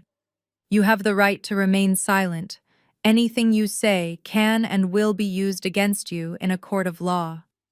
Preston took a frantic step backward, bumping heavily into the wall. Wait! Preston yelled, his eyes wide with genuine panic as the agent took a step toward him. This is a massive misunderstanding. You cannot just come in here and arrest me. We are untouchable in Atlanta. Call your director right now. Call him and ask about my family name. Julian stepped forward, placing himself directly between Preston and the advancing federal agent. Julian raised his hand slightly, signaling the agent to pause for just one moment. The agent stopped, allowing the powerful corporate attorney to deliver the final devastating blow. Julian leaned in close so his face was mere inches from Preston's sweating, pale face. Your family name cannot save you anymore, Preston. Julian whispered, his voice dropping to a cold, lethal register. Because your family name does not mean anything. At 9 o'clock this morning, your father officially filed for Chapter 11 bankruptcy in federal court.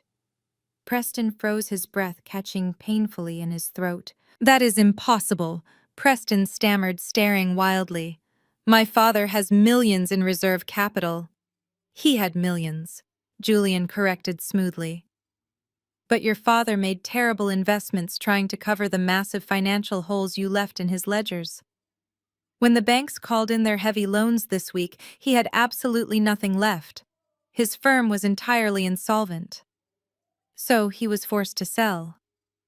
And do you want to know who handled the emergency mergers and acquisitions deal that swallowed your father's company this morning?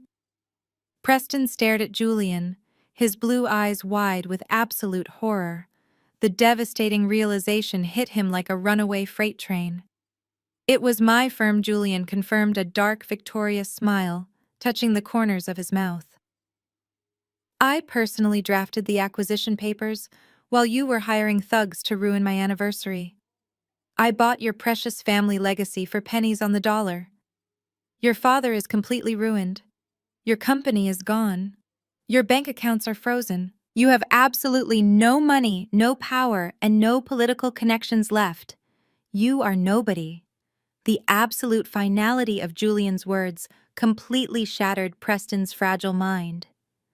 The arrogant real estate developer let out a guttural, agonizing scream. He lunged forward wildly, swinging his fists at Julian in a blind, desperate rage. But Julian simply stepped to the side, effortlessly avoiding the clumsy, pathetic attack. Before Preston could recover his balance, the lead federal agent grabbed his shoulder and slammed him face first into the floral wallpaper. Preston screamed, thrashing his legs and kicking wildly, but two more agents instantly swarmed his struggling body. They pinned his arms forcefully behind his back. The sharp metallic click of the steel handcuffs echoing through the room was the most beautiful sound I had ever heard. "Get your hands off me!" Preston roared, his face completely red, as the agents dragged him backward away from the wall. I am not nobody, I am a wealthy gentleman. I am rich. You cannot do this to me. I will destroy all of you. The agents ignored his pathetic screams. They marched him forcefully toward the broken oak doors, hauling him out of the VIP suite like a street criminal. Dante, the tattooed thug, watched the scene with wide, terrified eyes before another agent grabbed his collar and shoved him out the door right behind his wealthy employer. Preston's furious screams echoed down the hotel hallway, slowly fading away as they dragged him toward the elevators. Inside the VIP suite, the silence returned heavier and more suffocating than ever before. Sasha remained curled up on the hardwood floor, trembling violently as the reality of her ruined life finally set in. My mother, Evelyn, stared blankly at the empty doorway, completely catatonic. The great old money savior they had chosen over their own flesh and blood was gone, leaving them with absolutely nothing but the ashes of their own greed. The heavy wooden doors remained wide open, exposing the empty hotel hallway. The flashing red lights of the police cruisers parked outside reflected faintly against the corridor walls. I sat perfectly still on the leather sofa, feeling the gentle weight of Julian's suit jacket over my shoulders. The adrenaline that had fueled me for the past hour began to slowly ebb away, leaving behind a profound sense of clarity. The chaotic storm was finally over. But the wreckage left behind was entirely pathetic. My mother, Evelyn, was the first to break the suffocating silence. She blinked rapidly, her eyes snapping back into focus as if waking from a deep hypnotic trance. She looked around the luxurious VIP suite, her gaze lingering on the torn transfer document resting on the glass coffee table. Then she looked at me. The harsh, arrogant woman who had slapped my face and ordered me out of my own marriage was entirely gone. In her place was a fragile, terrified old woman who had just realized she was completely broke. Evelyn pushed herself up from the hardwood floor. Her expensive church dress was wrinkled, and her carefully styled hair was a disheveled mess. She took a slow, trembling step toward the leather sofa. She did not walk with her usual demanding posture. She practically crawled. "Kiara," she whispered, her voice shaking with raw desperation. "My beautiful daughter." I did not move. Julian stood silently by my side, acting as an impenetrable physical barrier between me and the women who had conspired to destroy me. He watched them with absolute disgust, but he did not intervene. He knew this was my battle to finish. Evelyn reached out, stopping just short of touching my knee. "Oh, my sweet girl." Evelyn sobbed, fresh tears streaming down her ruined makeup. "I am so incredibly sorry. You have to believe me. I had absolutely no idea what Preston was really doing. I was a victim, Kiara. He manipulated me. He used his fancy vocabulary and his wealthy background to trick a sick, vulnerable old woman. I thought he was trying to save my life, but he was just using me to get to your inheritance." I simply stared at her, letting her pathetic excuses hang in the air. She was trying to rewrite history. Before I could respond, a loud, agonizing wail echoed from the corner. Sasha scrambled up from the floor. She threw herself across the suite, falling onto her knees right beside our mother. Sasha looked absolutely feral. The perfectly manicured socialite was gone, replaced by a woman staring directly into the terrifying abyss of total financial ruin. "Kiara, please," Sasha begged, grabbing the edge of the coffee table. "You have to help me." "You heard Julian. Preston's bank accounts are frozen. His family company is bankrupt. Everything is gone. The house, the cars, the credit cards. They will take everything away by tomorrow. I have nothing left." Sasha's voice, pitched higher, turning into a hysterical shriek. "What am I going to do, Kiara? I have 2 young children. We cannot live on the street. We cannot go to a homeless shelter. You have to let us move into your mansion. Julian has plenty of room at the estate. We can take the guest wing, just until I get back on my feet. Please, Kiara, you have to let us move in." I looked at my older sister, the golden child who had spent her entire life looking down on me, the woman who had just stood in a ballroom and told 200 people that I was a trashy street rat who cheated on my husband. Now she was begging to live in my guest room. "We are family," Kiara, Evelyn chimed in, her voice dripping with thick, manipulative emotion. She reached out again. "Family forgives. Blood is thicker than water. We made a terrible mistake, but we are still your mother and your sister. You cannot just abandon your own flesh and blood. God would never forgive you for turning your back on your family when we need you the most." Sasha nodded vigorously, tears dripping off her chin. "Yes, Kiara, we are blood," Sasha cried out. "We are blood. I know we said some awful things tonight, but Preston forced us. He brainwashed us against you, but he is gone now. It is just us girls again. We can fix this. Just take us home with you tonight." They looked up at me with wide, desperate eyes. They were completely convinced my lifelong habit of fixing their problems would save them one last time. They thought the magic words of family would instantly erase the ultimate betrayal they had committed. I looked at the 2 women kneeling on the floor, feeling completely cold and entirely numb. I slowly stood up from the leather sofa, letting Julian's warm suit jacket slide down slightly before adjusting it back over my shoulders. The sudden movement made Sasha and Evelyn look up with a fleeting spark of hope in their tear-filled eyes. They actually thought I was going to reach out my hands to them. They expected me to pull them up from the hardwood floor and wrap them in a forgiving embrace, just like I always did when we were younger. But I kept my hands firmly at my sides. I stood tall looking down at the two women who had happily tried to orchestrate my absolute destruction less than an hour ago. The numbness inside my chest hardened into an impenetrable wall of solid steel. "You are not my family," I said, my voice completely devoid of any emotion or warmth. The words hung in the quiet room, sharp and absolute. Evelyn let out a choked gasp, shaking her head. "Please do not say that, Kiara," she pleaded. "I will say it, because it is the absolute truth." I continued looking directly into my mother's eyes. "You keep throwing the word family around like it is some kind of magical spell that forces me to endure your toxic abuse forever. But you do not know the first thing about what that word actually means.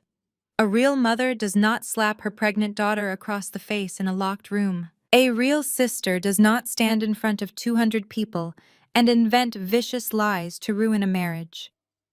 You completely destroyed the sacred bond that is supposed to protect us from the cruel outside world. You tore down the walls of our shared history and replaced them with pure greed and a sickening thirst for my personal downfall. You did not act like family tonight. You acted like greedy, desperate vultures circling a body that was not even dead yet." Sasha buried her face in her hands, sobbing loudly. "We were tricked, Kiara," Sasha cried out, her voice muffled. "Preston manipulated us. He lied to us about the money and the business." I let out a harsh, bitter laugh that made them both flinch. "Do not you dare try to play the innocent victim right now. Sasha," I snapped, my voice rising with fierce, unyielding authority. "You did not get tricked. You heard a man call your own sister a whore. You watched a tattooed stranger accuse me of the most vile betrayal possible. And instead of standing up for my honor, you enthusiastically joined the firing squad. You did not hesitate for a single second. You heard Preston degrade my background and my character. You knew he was trying to ruin my life and take my baby away. And your response was to literally hand him the pen to steal my inheritance. You both stood there and counted down the seconds while he held a gun to my career. You wanted me to sign that paper. You wanted me to lose." Evelyn pressed her hands against her chest, weeping uncontrollably. "I was scared, Kiara," my mother wailed. "I thought I was going to die without that heart surgery. I told you the truth about my medical condition. I was terrified." "You were not terrified of dying, Mom," I corrected her coldly. "You were terrified of losing your fake social status. You were terrified of looking poor in front of your wealthy church friends. You were completely willing to sacrifice your own daughter and your unborn grandchild just to keep up the pathetic illusion that you belonged in Preston's elite world. You made a calculated decision. You weighed my life against your pristine reputation, and you chose to sell me out for cash. You chose your side. Both of you made your choice tonight," I declared, my tone dropping to a final lethal whisper. "You looked at the board and you bet your entire lives on the arrogant white real estate developer. You thought he was the winning ticket. You thought he would crush me and reward you with the spoils of my stolen trust fund. But you bet on the wrong man. And now you have to live with the devastating consequences of your own greed." Sasha reached out blindly, trying to grab my ankle, but I took a deliberate step backward out of her reach. "Do not touch me," I ordered. "I am done fixing your mistakes. I am done paying for your lies. I am done being the scapegoat for this incredibly broken family. You made your bed with Preston, and now you get to burn in it right alongside him. There is absolutely no forgiveness left in my heart for either of you. You are absolutely nothing to me right now." I watched the color drain from Sasha's face as the finality of my words struck her. "Since our father passed away, you have treated his wealth like a personal ATM," I said, my voice carrying a sharp clinical authority. "You used his money to fund your luxury vacations and your perfect country club image. But those days are officially over, Sasha. As of this exact moment, I am exercising my absolute legal authority over the 15% controlling stake. I am permanently freezing your access to the primary estate funds. You will not see a single dime from the family trust ever again." Sasha gasped, gripping the edge of the glass coffee table. "Kiara, you cannot do that!" she cried, her voice cracking with sheer panic.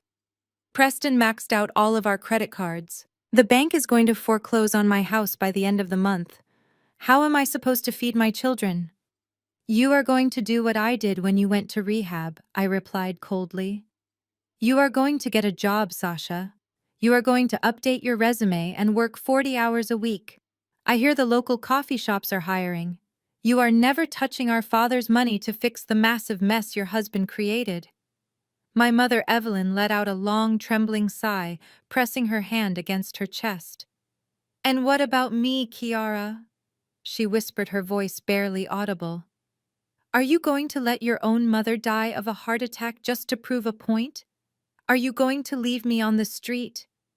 "I am not a monster, Mom," I answered, staring down at her. "I am not going to let you die, but I am also never handing you another blank check. Julian and I have established a strictly managed medical trust in your name. We transferred enough capital to cover your upcoming heart surgery and post-operative care. But listen to me very carefully. You will never see a single penny of that money in cash. The medical trust is managed by an independent third-party fiduciary," I explained slowly. "The trust will pay the hospital surgeons and the rehabilitation clinic directly. There will be absolutely no cash withdrawals. There will be no extra funds for your fancy church outfits or expensive lunches. Furthermore, I am authorizing a strict monthly stipend of exactly $500 for your basic living expenses. That money will be paid directly to a modest apartment complex of my choosing. You will not handle the rent or the utilities. You are now entirely cut off from the luxury lifestyle you sold me out to protect." Evelyn buried her face in her hands, weeping silently. She finally understood that her days of manipulating the family finances to maintain her fake high society status were completely destroyed. Julian stepped forward silently, handing me a thick manila folder he had retrieved from his briefcase. I opened the folder and pulled out 2 crisp legal documents. I tossed them onto the glass coffee table right next to the torn transfer paper. "What is this?" Sasha asked, staring down with red, swollen eyes. "These are permanent restraining orders drafted by Julian and signed by a federal judge less than an hour ago," I announced, keeping my voice incredibly firm. "They take effect immediately. You are legally forbidden from coming within 500 feet of me, my husband, our home, or our respective workplaces. You are banned from contacting us through any third party." Sasha let out a loud, agonizing sob. Evelyn shook her head violently, refusing to look at the legal documents on the table. "Kiara, please do not do this," Evelyn wailed, her voice breaking completely. "You cannot cut us out of your life forever. I am going to be a grandmother. I have a right to see my grandchild. You lost every single right you had to my child the second you handed Preston that silver pen," I fired back, my voice echoing loudly off the walls of the VIP suite. "You chose to support a man who actively tried to ruin my baby's future just so you could keep your country club memberships. You will never meet this child. You will never attend a birthday party, a school play, or a graduation. You will never even see a single photograph of my baby. As far as you both are concerned, I no longer exist. If either of you ever tries to violate these strict restraining orders, Julian will personally ensure you are immediately thrown into a federal jail cell right next to Preston." This was the exact permanent consequence of their endless selfish greed. I had finally severed the heavy toxic chains. I was finally and completely free. I turned away from the 2 women kneeling on the hardwood floor. I did not offer them a final goodbye. I did not look back to see the devastating tears streaming down my mother's face or the pathetic trembling of my sister's shoulders. They had made their choices and I had delivered their consequences. Julian placed his warm hand firmly on the small of my back, gently guiding me toward the shattered oak doors of the VIP suite. We stepped out into the dimly lit hotel hallway, leaving the sounds of their frantic sobbing behind us forever. The walk through the Ritz-Carlton felt incredibly different than our arrival earlier that evening. We moved with a synchronized, quiet power. My head was held high and my spine was perfectly straight. Julian kept his arm wrapped protectively around my shoulders, his heavy suit jacket still keeping the evening chill away from my shivering body. We bypassed the main ballroom where the remnants of our ruined anniversary party still lingered. A few straggling guests and hotel staff members stopped and stared at us, their eyes wide with intense curiosity after witnessing the federal agents drag Preston through the lobby in steel handcuffs. But I did not care about their whispers or their harsh judgments anymore. Their opinions belonged to a toxic world I had just permanently exited. We pushed through the heavy glass doors of the grand lobby and stepped out into the cool, crisp Atlanta night air. The flashing red and blue lights of the federal vehicles were already fading into the distance, taking the arrogant real estate developer exactly where he belonged. Our private black town car was idling quietly at the curb. The driver quickly stepped out and pulled the rear door open for us, offering a respectful nod. Julian helped me slide onto the plush leather seats before climbing in right beside me.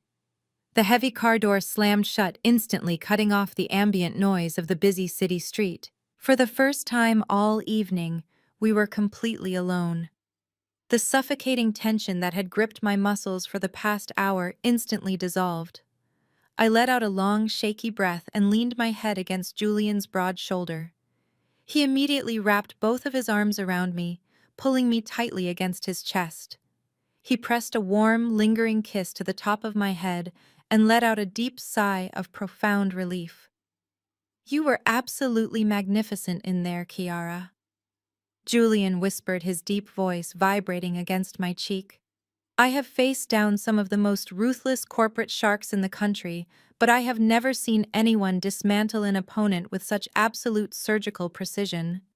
You completely broke them without ever raising your voice."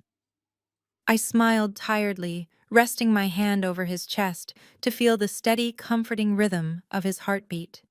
"I learned from the very best corporate attorney in the state," I replied softly, looking up into his dark eyes. "But I could not have done any of this without you, Julian. When you walked out of that ballroom and left his fake DNA test on the table, I felt my entire world collapsing.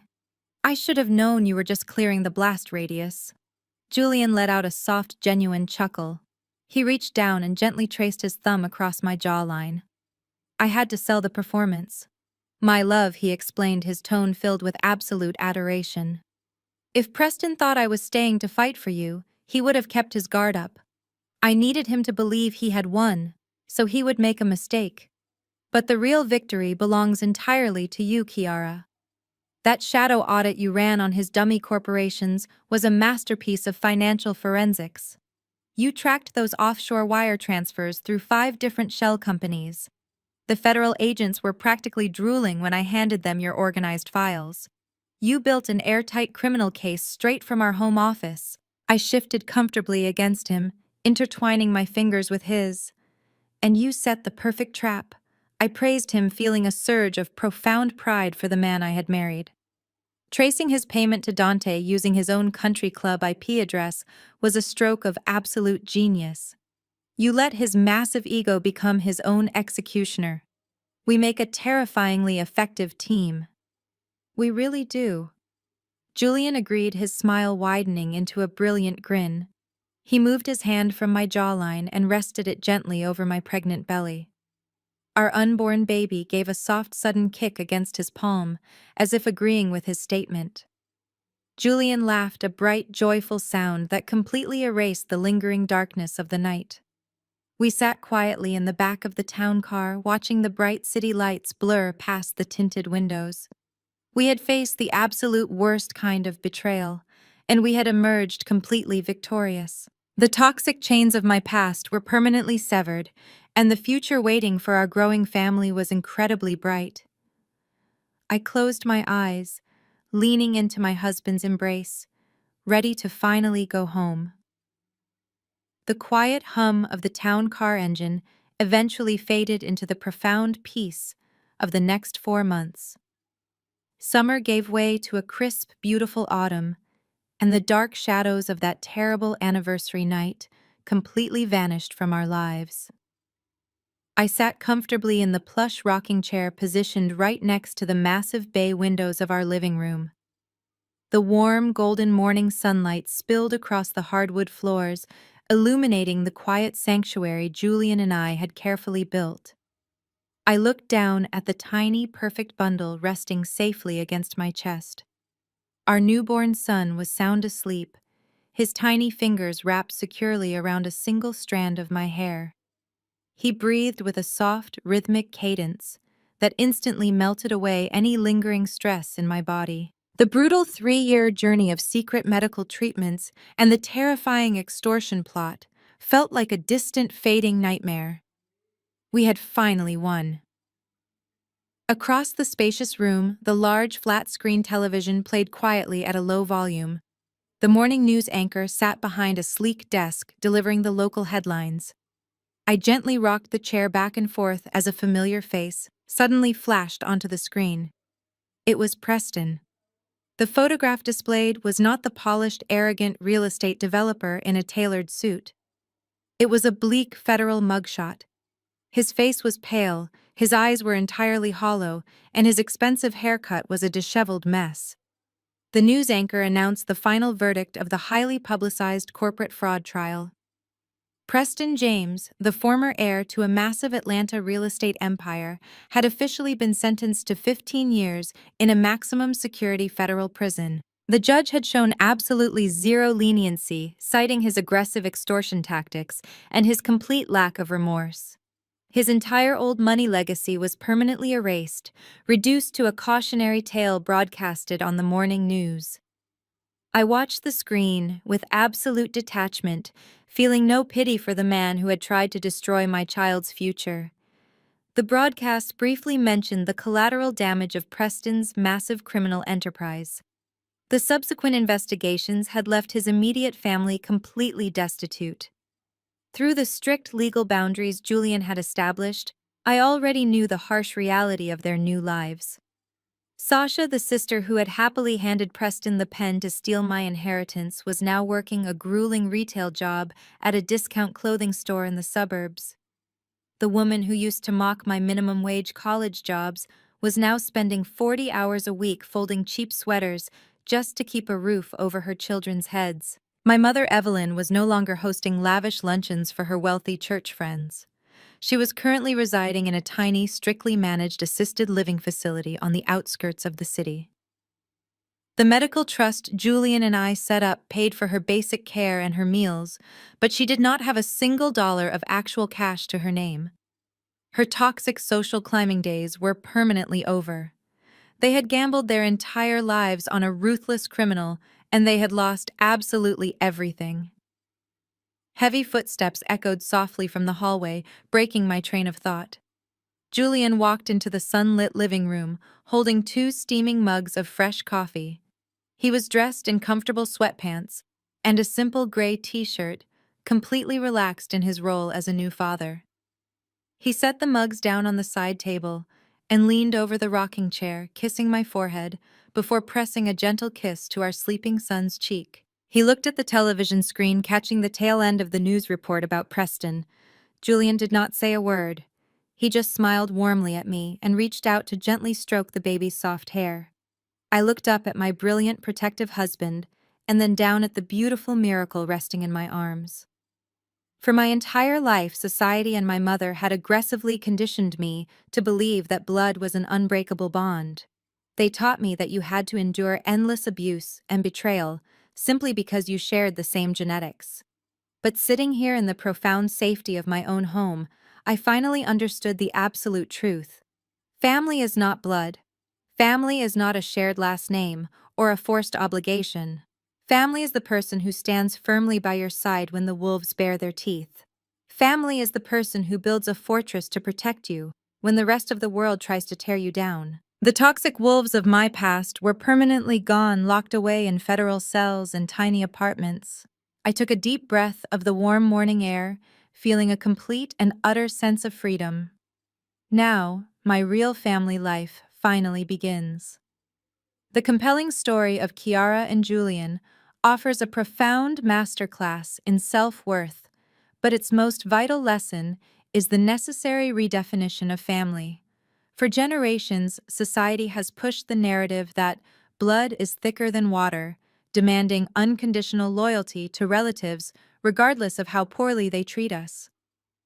Kiara's harrowing experience shatters this dangerous misconception, proving that sharing DNA does not obligate you to endure toxic abuse. In the narrative, Kiara's mother and sister weaponized familial guilt to manipulate her, prioritizing their own social status and greed over her safety. They expected her to blindly sacrifice her inheritance and her future, assuming her lifelong habit of fixing their mistakes would save them one last time. This highlights a crucial, often uncomfortable reality. Biological ties do not automatically grant someone a free pass to exploit your vulnerability. Toxicity is toxicity, even when it comes wrapped in a shared last name. Conversely, true family is demonstrated through unwavering loyalty, mutual respect, and protective action. Julian proved that a real partner stands as a fortress when the wolves bare their teeth. He didn't just offer empty comfort, he engaged in a synchronized strategic defense to protect the life they built together. Kiara's ultimate victory was not merely surviving a criminal extortion plot, it was finding the absolute strength to walk away from the people who repeatedly broke her trust. Letting go of toxic relatives is never a failure, it is an act of profound self-preservation. You are allowed to protect your peace, even if it means walking away from the people who gave you life. Evaluate the relationships in your own life and have the courage to set firm boundaries against anyone who demands your loyalty while actively disrespecting your peace.